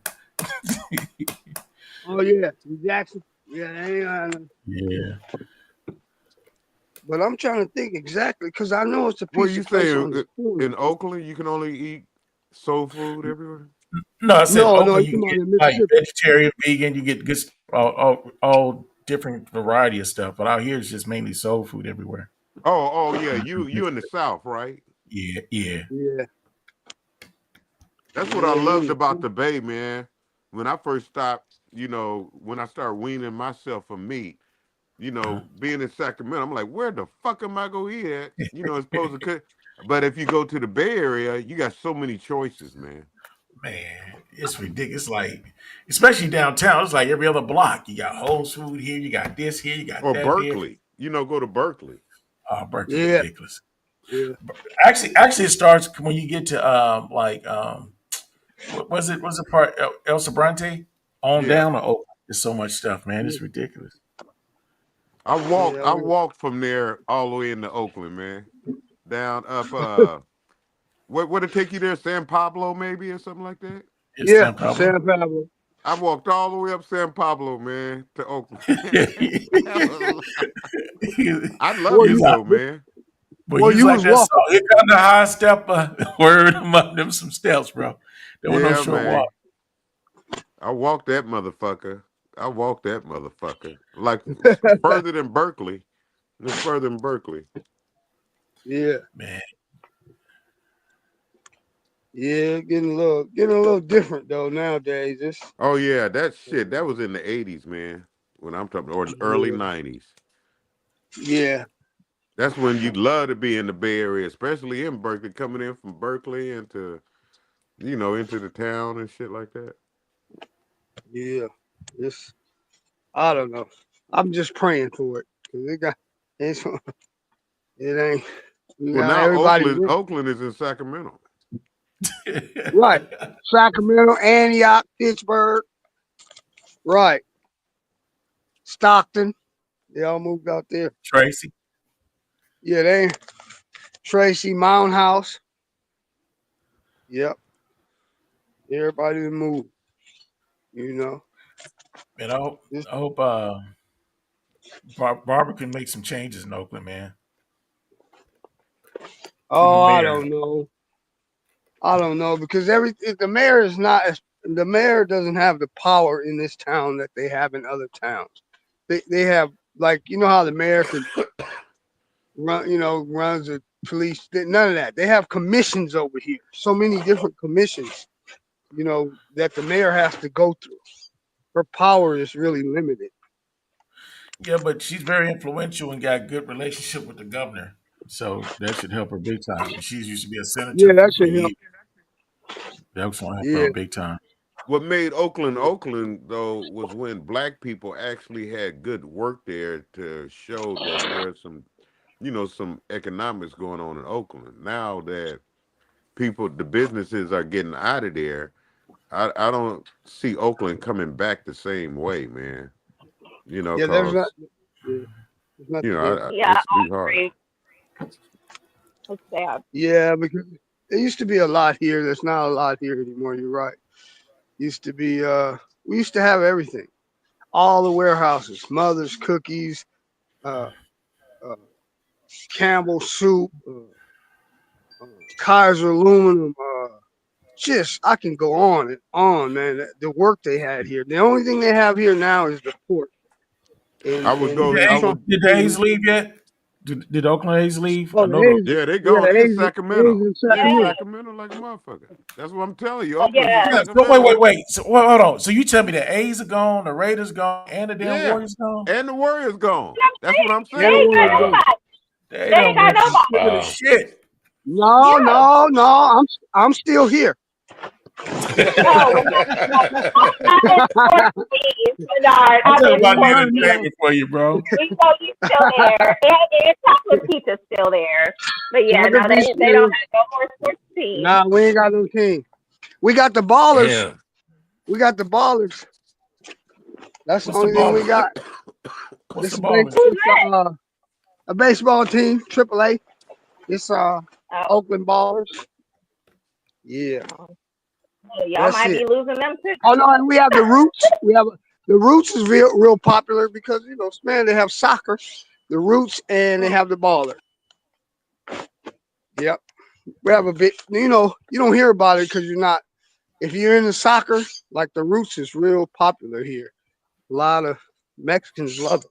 Soccer is really coming up. The soccer league is really coming up, man. Yeah. Because that opens the door to, like you say, if you into it, and there's a lot of Latino or Mexican and African that got Yeah, that soccer vibe, man. yeah, That can sustain a soccer team. Because yeah. Them they're Africans, building another one here in Sacramento, a whole fucking stadium. Now, if the team yeah, is good, bro, that'll Oh wow. boost tourism because people will travel to see a good soccer match, man. They Right. travel for that. Yeah. Kinte, one of your daughters, she a soccer player? She got out of it, man. She was Oh good when yeah. she was she got into softball. Now she talking about getting out of softball and she's into volleyball. Oh, volleyball? She want to do Oh, volleyball and track. she's tall, huh? Yeah, she's real lean. She's lean and she's tall kind of, I guess, for her age. Growing up to be long legged. Sister, Professor Keone is yelling at you. Uh-oh. Kente, you got to give us a word of the day, bro. Lord. Read your previous Oh, he comment. did. Oh my God. Did they do the word? I heard Jay. I like Jay's word of the day. It was something like dick. Suck a lot or something. Some shit. Cockatoo. Cockatoo. Uh-oh. Yeah, cockatoo. I like that. Professor Keone, there is such a thing as beard oil. Just because the sister says something don't mean we interjecting. We're just saying what we've learned. So do admit, if you can, that such a thing exists and it is beneficial. I mean, my That God. don't mean it's gonna grow hair though, right? Oh, Keone, I don't know if you say leave it to girls. There's a lot of girls got beards now too. look now. if these girls didn't have a tweezers, they'd be having beards thicker than yours, man. Yeah, right. I used to talk about my mom. I used to talk about her. When I tell you Karma came back, I was like, see, that's what I get. That's what I get. Because I used to talk about her with her tweezers. Oh. Now I got to do the same thing. I got to wax it. When I wax the eyebrows. Sister, that's not a beard, sister. That's not a beard. That's just. This is the longest I ever grew changes. mine. Please I don't never tell had me my shit this long. And then what I was told from brothers when I was growing up, he said, it's just like cutting the grass. When you cut it and let it grow to your max, and then you cut it again. So it's used to growing, and then, really, just cut it down. But I haven't even did that yet. I just let this motherfucker go. And then, and pat that shit down. I could grow a beard, but I can't get. When you go through that stage where it itch, I can't take it. The transition. Yeah, I can't take it. I got to beard oil will help you. It'll help you transition, brother. I'm gonna send you good information. I know. It seemed like mine really took off when I got that big smooch from Snitchy Poo like this.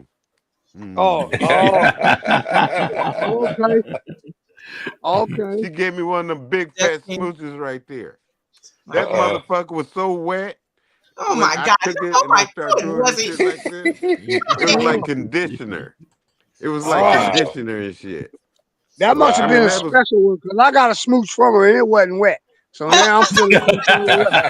Oh man, that's what I said. I said she must really think I'm special. Oh my God! I can always think about that shit. It's hard for me to really, when I whoop her, and bring her back up. It's hard for me to whoop her now. Professor Keone, please stop your belly aching. I have promoted your comment twice now. Why do I have to read it? He just want me to read the part about these girls don't know what the hell they're talking about, bro. But I do. That's what you want me to get to. Go ahead now. Ain't nothing floating in an oil can, Professor. Hey, Mo, you right about Karma getting. I used to have a roommate that used to stutter all the time. And I used to make fun of him. And then one day I had to slow down and slow it real down because I kept stuttering and I couldn't stop. I was like, used to fuck with him with the stuttering all the time. And I'm seriously, it's about a month. It took me a month to speak normal again because I was just like you. Like, oh my God. Look, got humbled real quick. Oh, for sure. Yeah, you start picking up his cadence. Here's the problem. He didn't have a cadence. double step, and you was double stepping with him in the spaces. Yeah, stop that, man. That wasn't cool. Yeah, baby.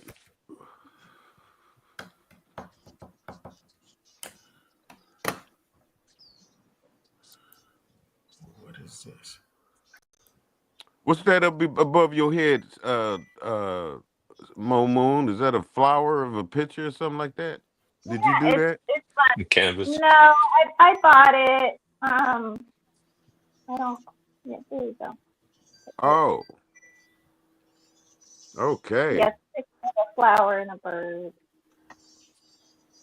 Pretty. Oil. I don't It's know. on I got canvas? it. Is it on Yeah, it's on canvas? canvas. It's on canvas. I want to say I bought it like at Ross. I don't know. I got it almost 10 years ago.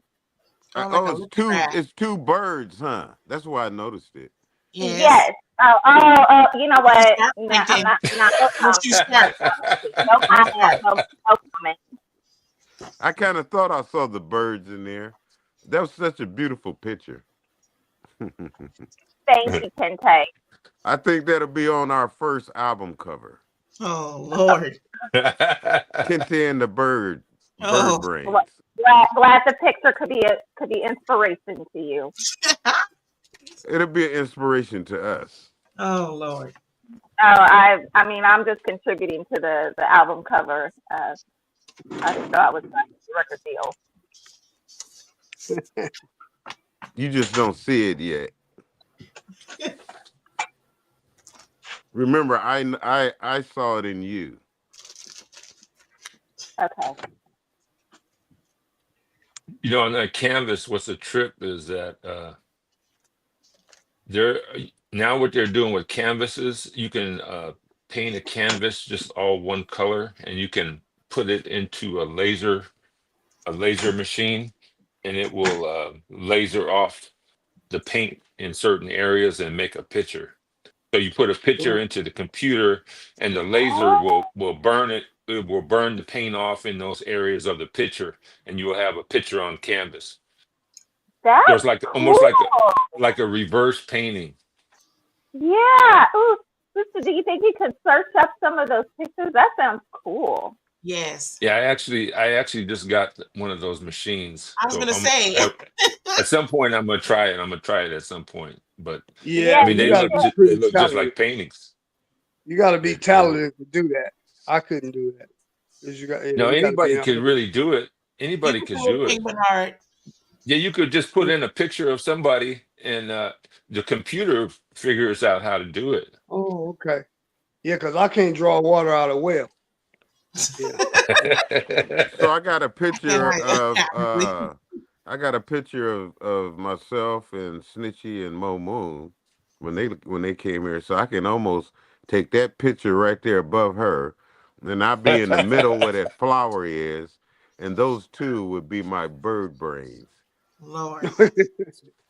Okay. Got their beaks all into the flower. Can you think they could do that? Take that No, picture and they can't do that. I will be the flower in the middle. I'll be the flower right there in that middle, and there go my two bird brains next to me. You take that, I'll take that over there and promote that. And you just don't see it yet, Momo. You don't even see it. Hey, Kente, you inspired me to get this. Oh yeah. Ooh, I like. What does it say, brother, at the bottom? Something Overcome. Overcome the devil with a thing called love. Oh, okay. Very nice. And there goes the back. Bob Marley got some wow. cold lyrics, man. Bob got some cold lyrics, man. Because he was, what I like about him most is that he was writing and performing his life as he was going through it.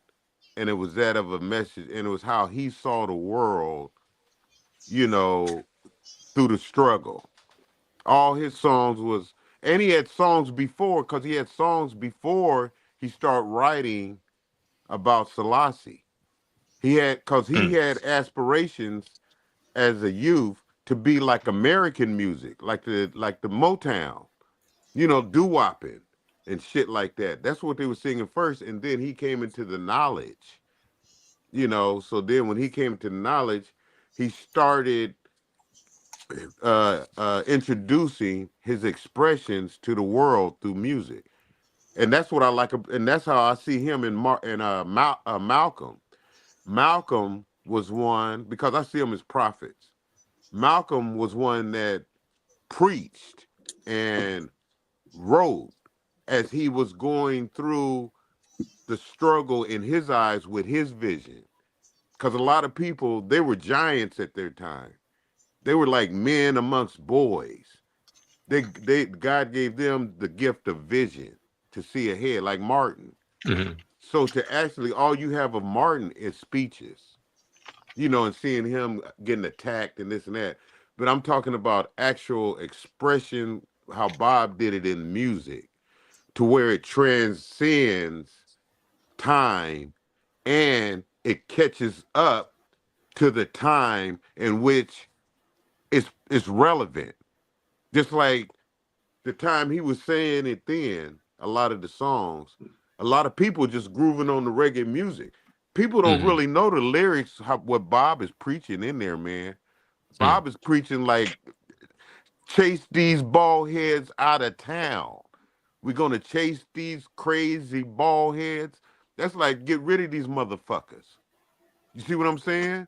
I shot the sheriff. I'm up here talking against the government because his seeds are picking up on what he's saying and he's expressing it. And they are the deputies. See, he was preaching for time to come through time.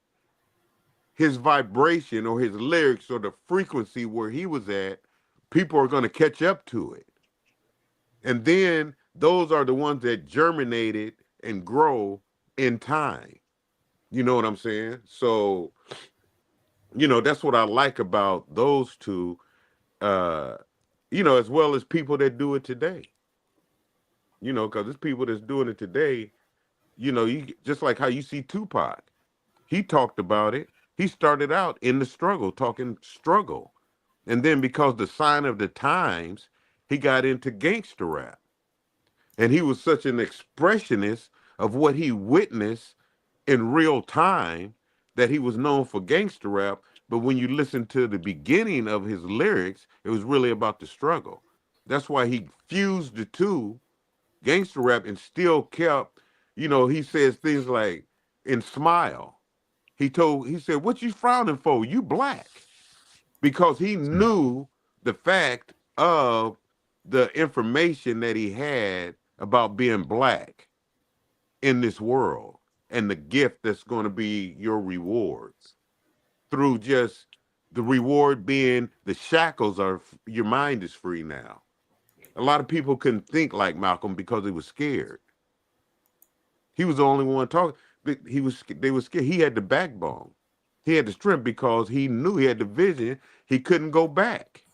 You can't go back once you see that shit, see this shit.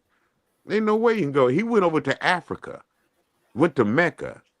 He could have stayed there, but he came back because he knew his mission. He knew what he was for. He went outside the box and looked in. And if he left, the shit was no more movement. It was stagnant. Then he came back with a beard. He came back with the mustache. And then he preached on that. Because they asked him a question. They said, does the new look mean anything about your travel over there? He said, no, but he said, but you will see that in time, people need to go back, not to Africa, but not actually physically. You'll see them go back mentally, and you'll see them start growing. And that's the time of today. Because when you see brothers, you see it in your town, all y'all, I know you do. They're coming with the beards now.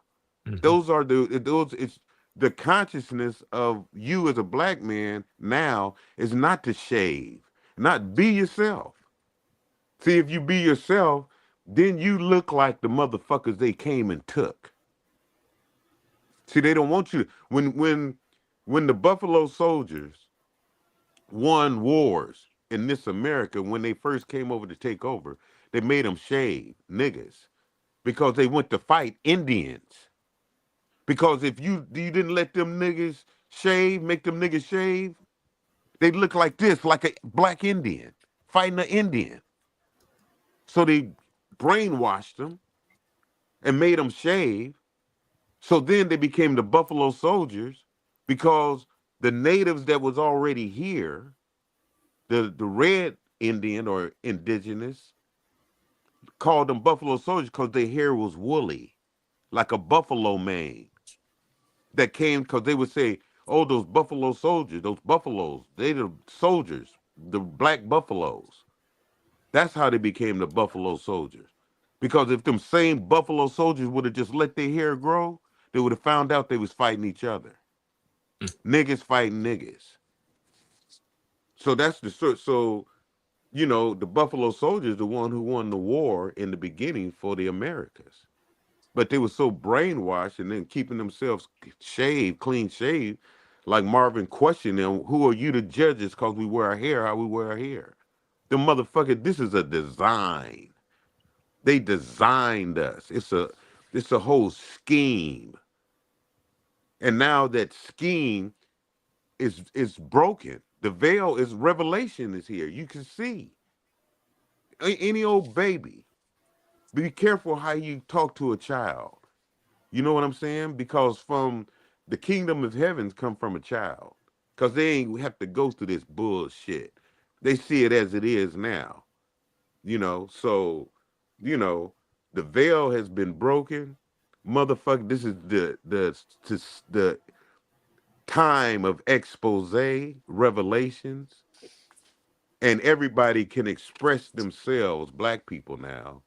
Look how it's going on right now. The shackles are gone.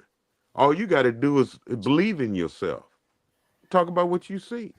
And I see disaster. I see a fucked up world that was designed by the devils that Bob put it there. Was, you know, that was on that shirt that you had right there. Who is the devil on the earth? You know what I'm saying? Point blank. When I saw that shit, I cried. I don't want no man. When I really, cause you know, you hear as a child, you hear that shit. You know, black, you gotta be better, you're the black nigga. And you a baby child hearing this shit. But then when your scales are lifted off your eyes, man, and you see, I cried because I said, this shit is real. And that's what Israel is. When you can see real, you say, this shit is real. Then you talk about it from your stance. You know, but you got to go through that shit first, man. You got to be talked about. You got to be, why is motherfuckers talking about me? I remember when I first grew my locks. I was like one of the only ones. I grew them like in about probably 90. It wasn't nobody had locks in the hood. I lost bitches because they saw me going around with nappy hair. Because they couldn't take it. Why you? I said, your son go wear locks when he grow up. Because I knew how people was going to change. I heard Malcolm talk. And then I saw her later on in life. You know, through time. And now locks are in. So she's puzzled. But I like that shit. But anyway, yeah. So you know, this is expose time, man. You can have something to say just from how you see it. And you say it. That shit can mean something. Everybody means something. Say what the fuck you want to say, what you got to say. Trump made this shit free speech. Stand behind what you say. That's all you got to do. Believe in what you say. Talk about what you see, your life. It won't be a lie. Just tell what you see. Can't nobody dispute it. It ain't a lie. It's what you saw. And all I talk about is what I see. Motherfucker can't dispute this shit. All you can do is debate it. But then you got to tell motherfucker what you see. This is despair. This is a system set up by people that occupy time now and made it their world. If you read their histories, you can read their history and say this is how they came into power, by what they wrote. They say all you got to do is decode the lie. Because if they wrote it down, then you see that it's not being carried out. That's a lie. So you find them guilty easily by reading their history. Simple. And they can't dispute you. Motherfucker, y'all fucked up. And then you'll see, you kick it with ones, the white ones, that call their own race fucked up. Because it's white people that say, this system is fucked up. They don't even call themselves white boys. They call themselves, they're Irish. Man, I ain't a white man. Man, I'm Irish. I'm from Russia. They don't recognize themselves as this white man. They know that this place is fucked up. America is a cesspool. It's a place where design is taking place. And you the design. They took you from a land. And now they robbed you, human cargo. You were stock. You were the stock market. You. And then they did the pigs and the cows at first it was you. Now today, it's because you got the internet and the world is connected, they can't just do human cargo anymore. They're robbing the minerals. Yes, thank you, Kente. They robbing the minerals in your face. They even wanted to set up Palestine Israel for the Jews in the middle of Africa so they can imitate the story and say they are the original Jews. That shit don't work, because when you read their writings, you can detect the lie. That's why I read. I went through school. I didn't read a motherfucking thing. I played football. I saw pictures, though. When I saw pictures, I saw the shit, them big books. I said, why is all these niggas scared of this one motherfucking cop with a gun? Surrounded by, I was like, mine was shackled. Now brothers' minds ain't shackled no more. This generation is the legions that Jesus Christ in their writings was talking about when he said, hey man, you can kill me, man. He said, if I wanted to, I can call legions, I can call Crips, I can call Bloods, I can call Pyru, all them gangs. I can say they can come down and take over this motherfucker. He said, but go on and kill me. Because every time I plant a seed, they go grow. That's who Jesus was. He said, kill me so I can go on the earth and then make them rise. They go rise.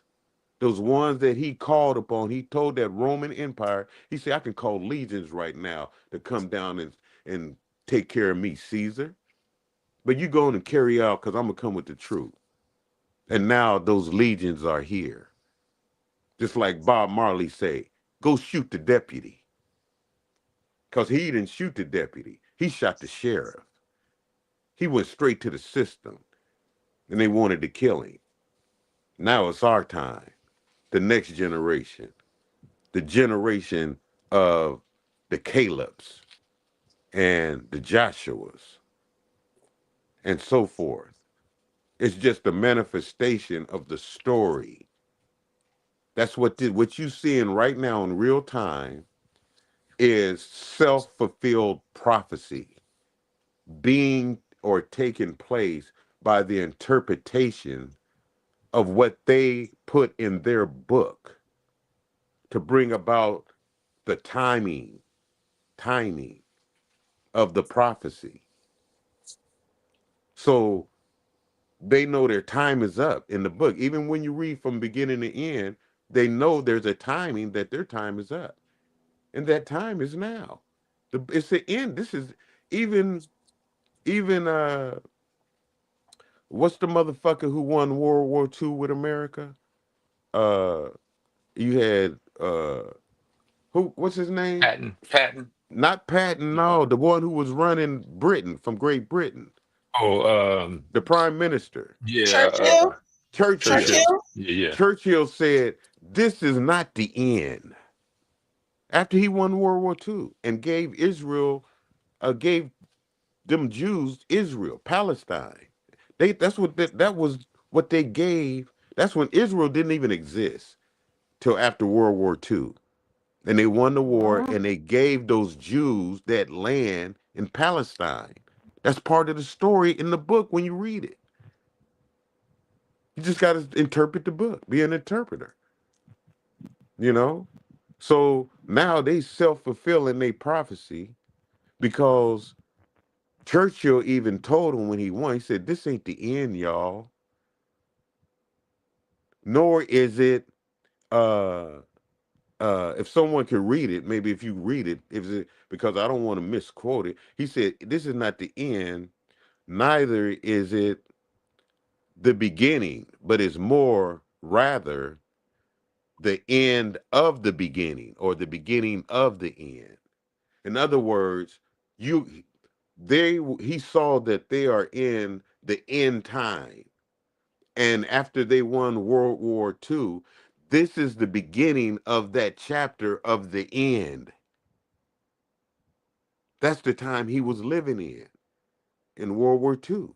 That's why he made that statement, because they know when they wrote the book and they interpreted their way, they're all in sync with each other. The European countries are in sync with each other, man. It's just you are divided. And they did that when they went over to Africa and dismantled the unity. Now you see it coming back. You can't stop it like Mandela said. Mandela recognized it. Mandela said, "Man, check it out. You can't stop what's taking place." And what you see, South Africa became free. You got the internet. It ain't. You think I'm the only motherfucker talking like this? It's niggas all over the planet, man. Just like I know. when. Yeah, go ahead. Kid, I got a question for you. Even for like awareness is what you're talking about, knowledge. So once we have that, now see if you can understand what I'm saying. I think as a people, we have to stop okaying our people doing wrong. I don't mean getting in other people's business. I mean your own family, for example.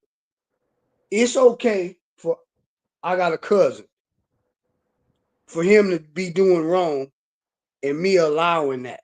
I have to speak against that, and us as a people have to speak. We are damaging our own people, and we have to repair us in the inside in order for us to move forward.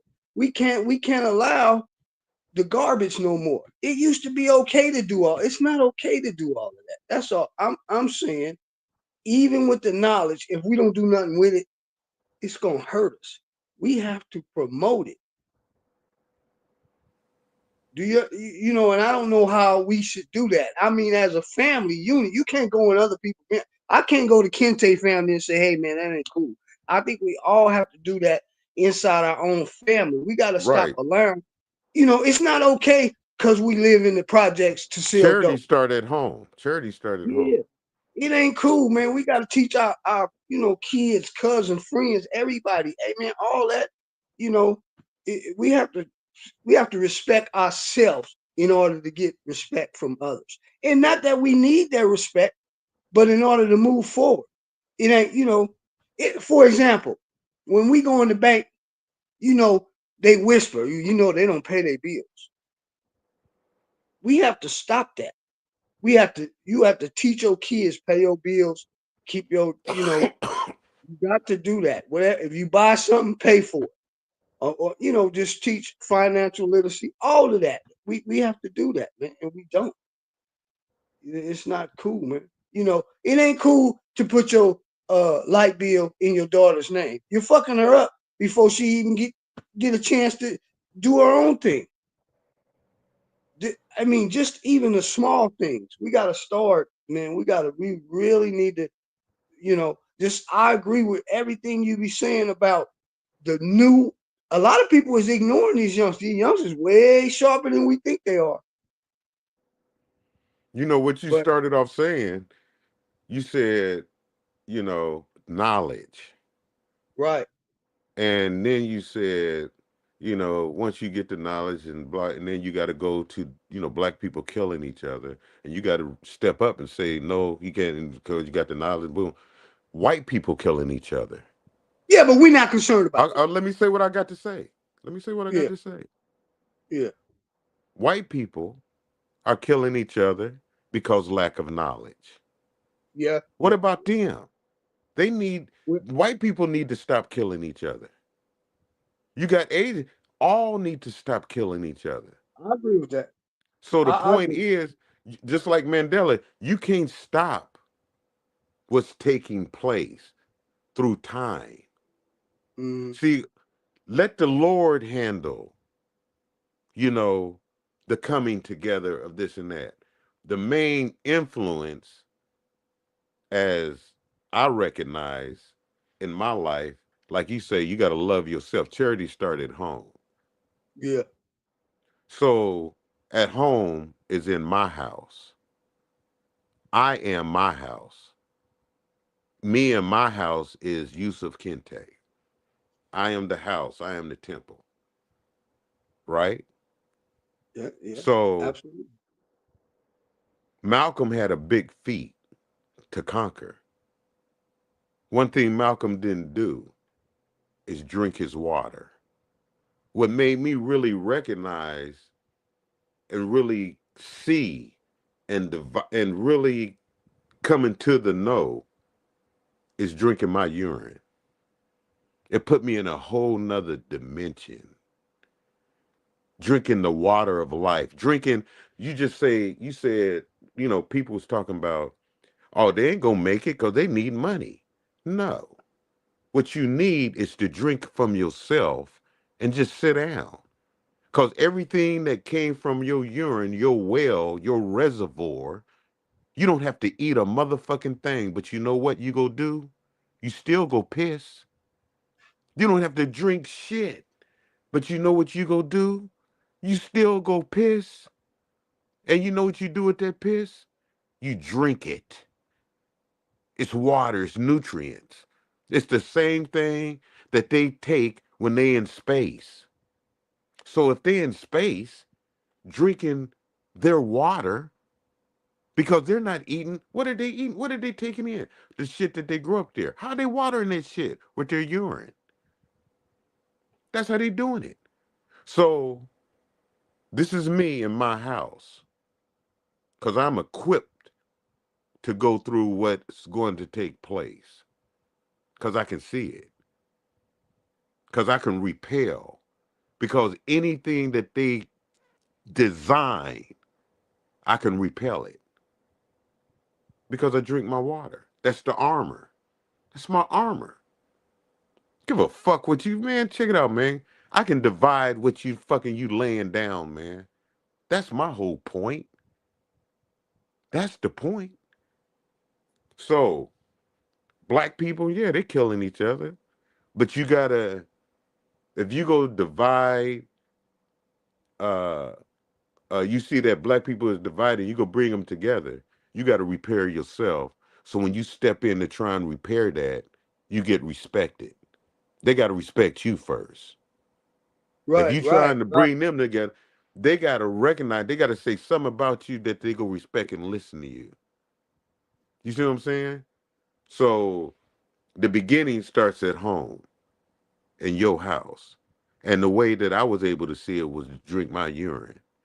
Because you see, I talk about Africa because I studied. I didn't give a fuck in high school about no book. But then when consciousness came to me and I saw what the world is, I said, damn, man, let me get some knowledge, boom, boom. And I got knowledge. I could recognize. But then I was able to talk on the knowledge, but when I drank my urine, oh my God, I was into the esoteric calculus of spirituality. You know, I'm talking and I mean, about that with fire, man. yeah, I mean, we got some sharp young brothers, out here. I was actually I had matter of fact, I brought my mother by Morehouse Saturday. My mother's 92, and we took her to the restaurant, and it was some young men that walked up to the table, and they just wanted to hold her hand. They said they wanted her energy,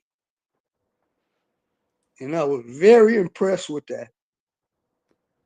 It really made me happy. I'm Wow. tearing up. Wow. Yeah. It was powerful that Yeah. they about 3 or 4 of them, and they These are just young, came. these are young men, Bernard, like teens or mid early Yeah, these are 20s. young men, early 20s.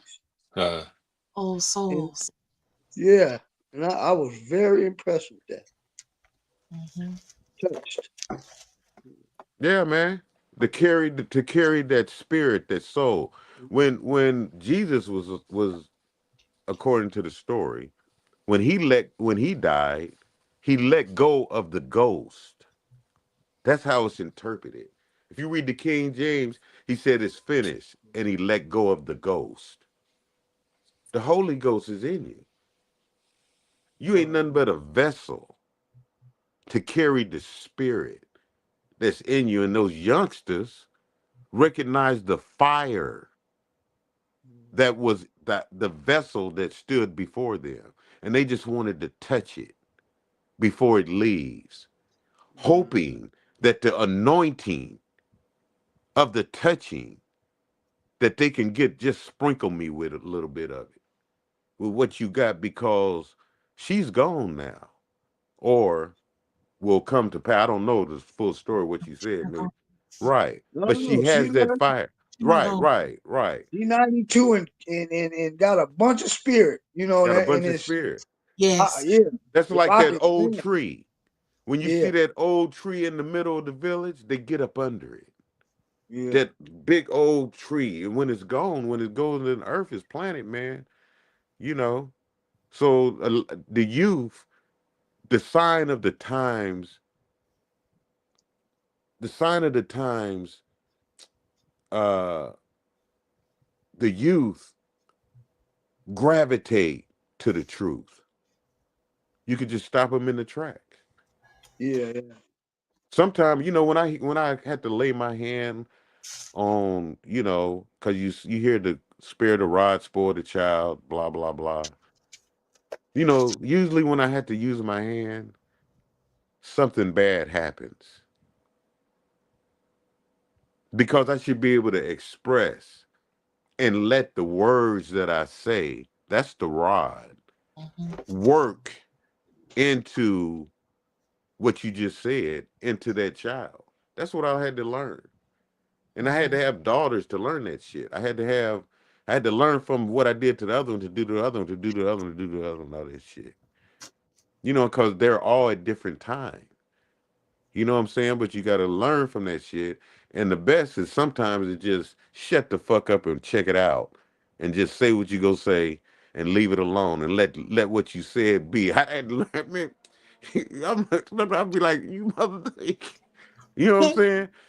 But that's I only say that to say, you know, uh, that's why them brothers went to that. When I got my aunts and my mother, they're still living. They live long lives. I got aunts that's 90. And Yeah, not just an aunt, I got aunts.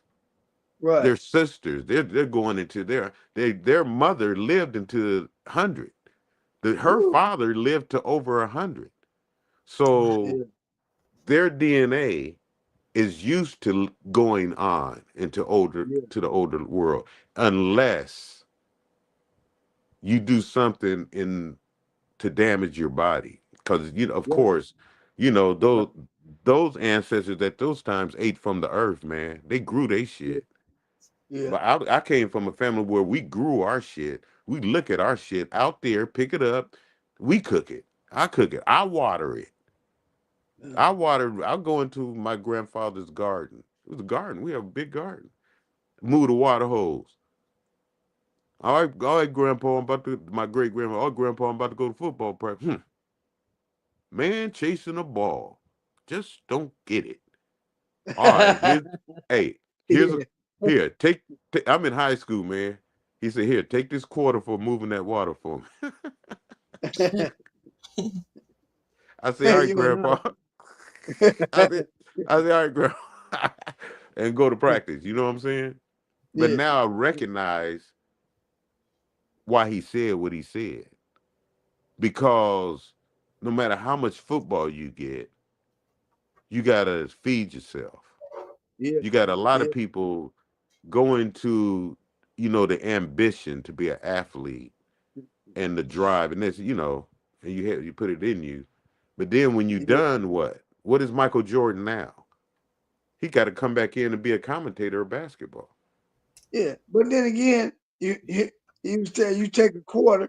You saying take a quarter, but hell, he's thinking if you do it 4 times, you got $1. You got $1. You know. So but a quarter. See, that was my great grandfather. This is 1980s, 79. Yeah. A quarter to him was a bit. A lot. That's right. So they call that a bit and half bits. Yeah. So he lived the latter part of his life, because he lived into his hundreds, eating from the earth. So he wasn't tripping on the economics of the sign of the times. He was growing his shit. But he had his offsprings. We were more conscious of that shit and all that shit. So he ain't tripping on that shit. So money didn't mean shit to him. He didn't need money. He ate we ate what he planted. From the earth. Yeah, so shit. And his daughter, my grandmother, used, you couldn't throw no motherfucking if she ate liver and the container was a Tupperware. You can't throw that. She was washing that shit out, and that was part of the Tupperware now that she can give the leftover. She didn't throw shit away. That, you know what I'm saying? Resourceful. You know what I'm saying? Very. So they lived that kind of life. But her offsprings, grew into the world, and they had money. She had, this and that. So the sign of the times for him to give me a quarter was money to him at the time that he was hustling. Because when he died, we was able to get what he had. I knew the first thing I went to when I saw his zoot suits and all that shit, I said, I want his clothes. You know why I wanted his clothes? Why? Because he had zoot suits. He's a player. Yeah. It was the time he left that world. You know why I took his clothes? The first thing I did was went in his pockets. You know what I found in there? Money. Money. Because I was in, and I said, nobody fuck with his clothes. I took that shit. And I go and I, boom, like a motherfucker. Because I saw the sign that he was living and where I was. Because that's how I was in my time at that time. Right. You see what I'm saying? So, and now when he passed, he had evolved to where he was a gardener.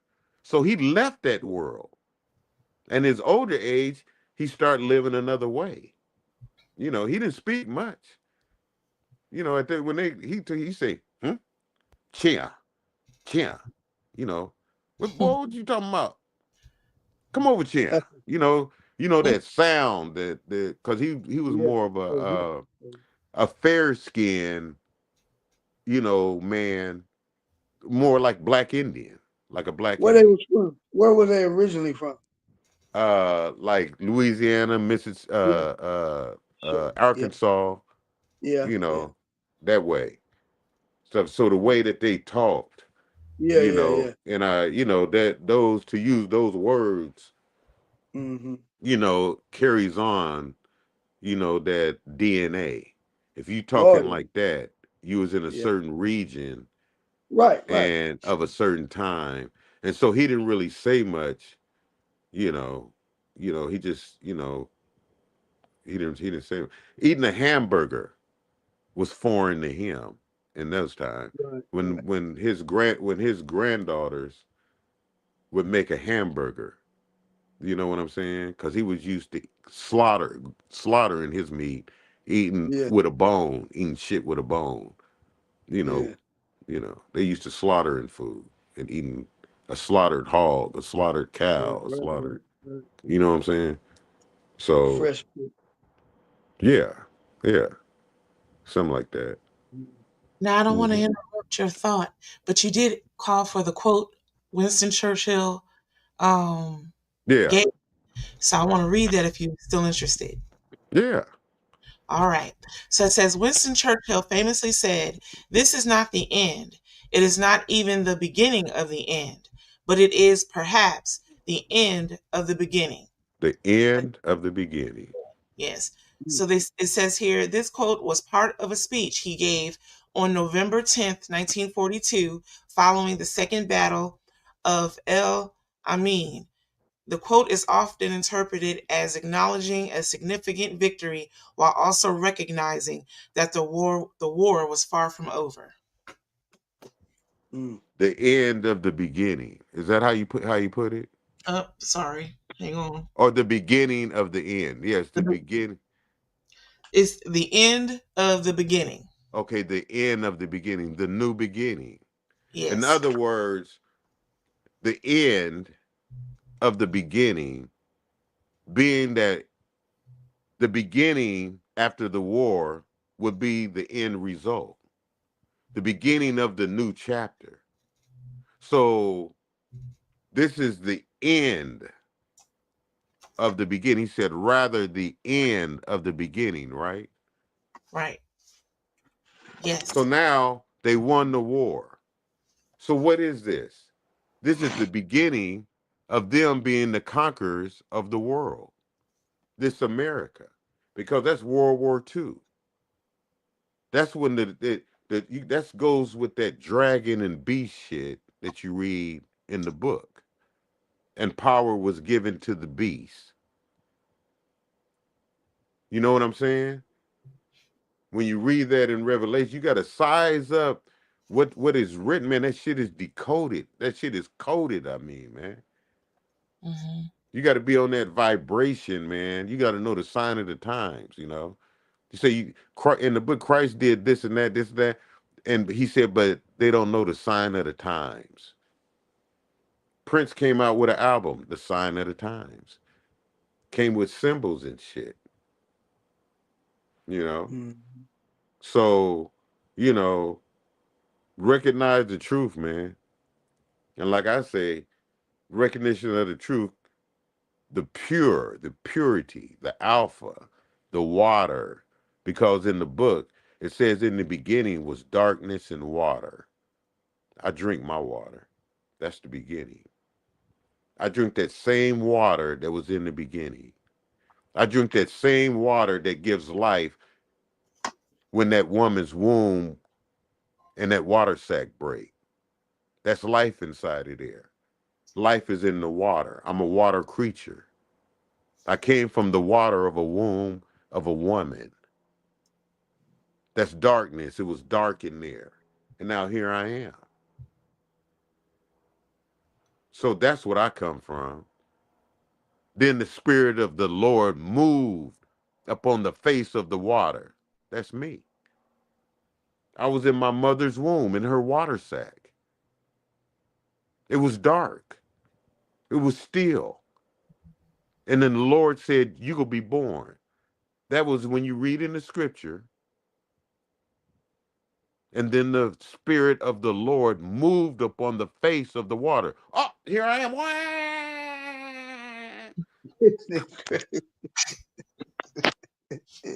That's life. That's the whole womb is the Ankh. The Ankh symbol is the spirit of life. The womb is the circle in the cross of the Ankh. The ovaries, the tube of the long staff of the Ankh is a woman's womb. The passage, the straight gate, the water, the straight gate. Go through the straight gate, through the womb. The Spirit of the Lord moved on me as soon as I was born. Not just me, you. You just don't. That's when you read the Egyptian books of the dead. It tells about all the mysteries of life in their time. So, it was always written. This shit ain't new. It's just been hidden in plain sight because it was hidden in plain sight for the ones to learn by the teachers of the ones who made it hidden. So now when you got to have English, you got to have this. They got silent letters, man. So if you miss school and you miss English and you start calling bite bit, because now when an E is at the end of bit, it's you make that I a long letter. You got to know that shit. Or keep saying, man, I bit I bit, when it's supposed to say I bite. You got to, the formula of English on how they taught it when they wrote it. So they disguise shit. They disguise word. They disguise the prophecy. And that's why you can't see, when I read the book, I read something different. I don't see what y'all see. I see the divine wrath of God upon those that made it like this, hidden for us. See, God, there's a divine wrath as well. That's divine. It's called divine justice. I ain't got to be mad, but I can talk like I am the wrath of God. I ain't killed nobody. Because I talk how I talk, but is it truth? I didn't have to put my hands. Motherfucker shot me. I didn't have to shoot anybody. So I don't give a fuck how I talk. What? So I'm gonna get shot? You know what I'm saying? This is just the wrath that comes from the vibration that I wiggle and vibrate when I say. That's my tone when I say it. So if you don't like my tone, so I said what I said out of the vibration that came from my house. Just because it ain't your house, you can't withstand my house is built with glass and I still stand. It can shake, boom, boom, boom, boom, but my heart rate is still calm. It don't shatter the glass. I can come back and laugh with you. That's just how my house can stand. You know what I'm saying? I can say some crazy, stupid motherfucking shit. So the fuck what? You mad?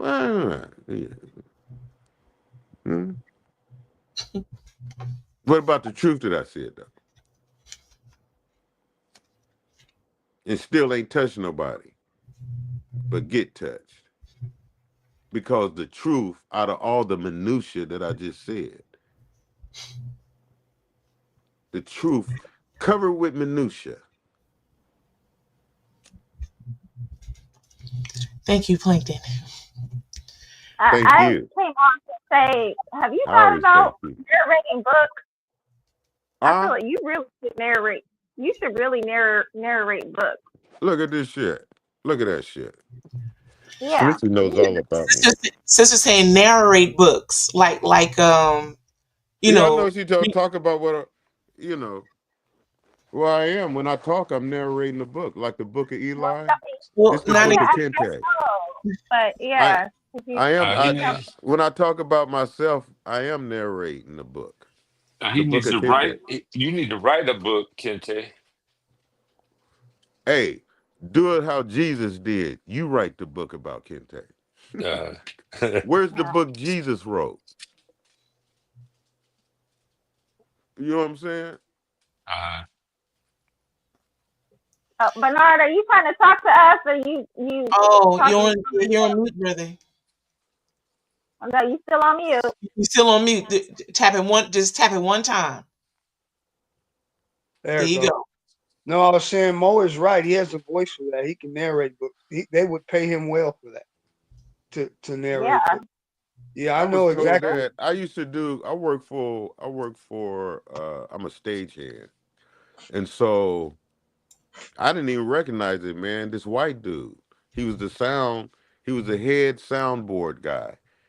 And me and him got cool, man. I mean, cooler than a motherfucker, man. I was just in there. I was a wrench turner. I was a light fixture, fixing the lights for the theater.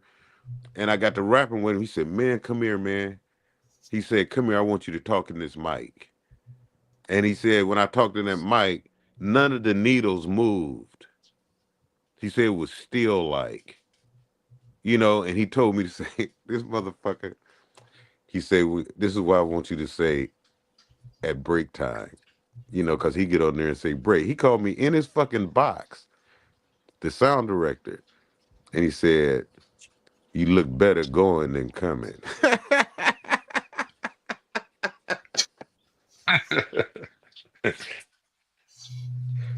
He said, "I want you to say this at break time."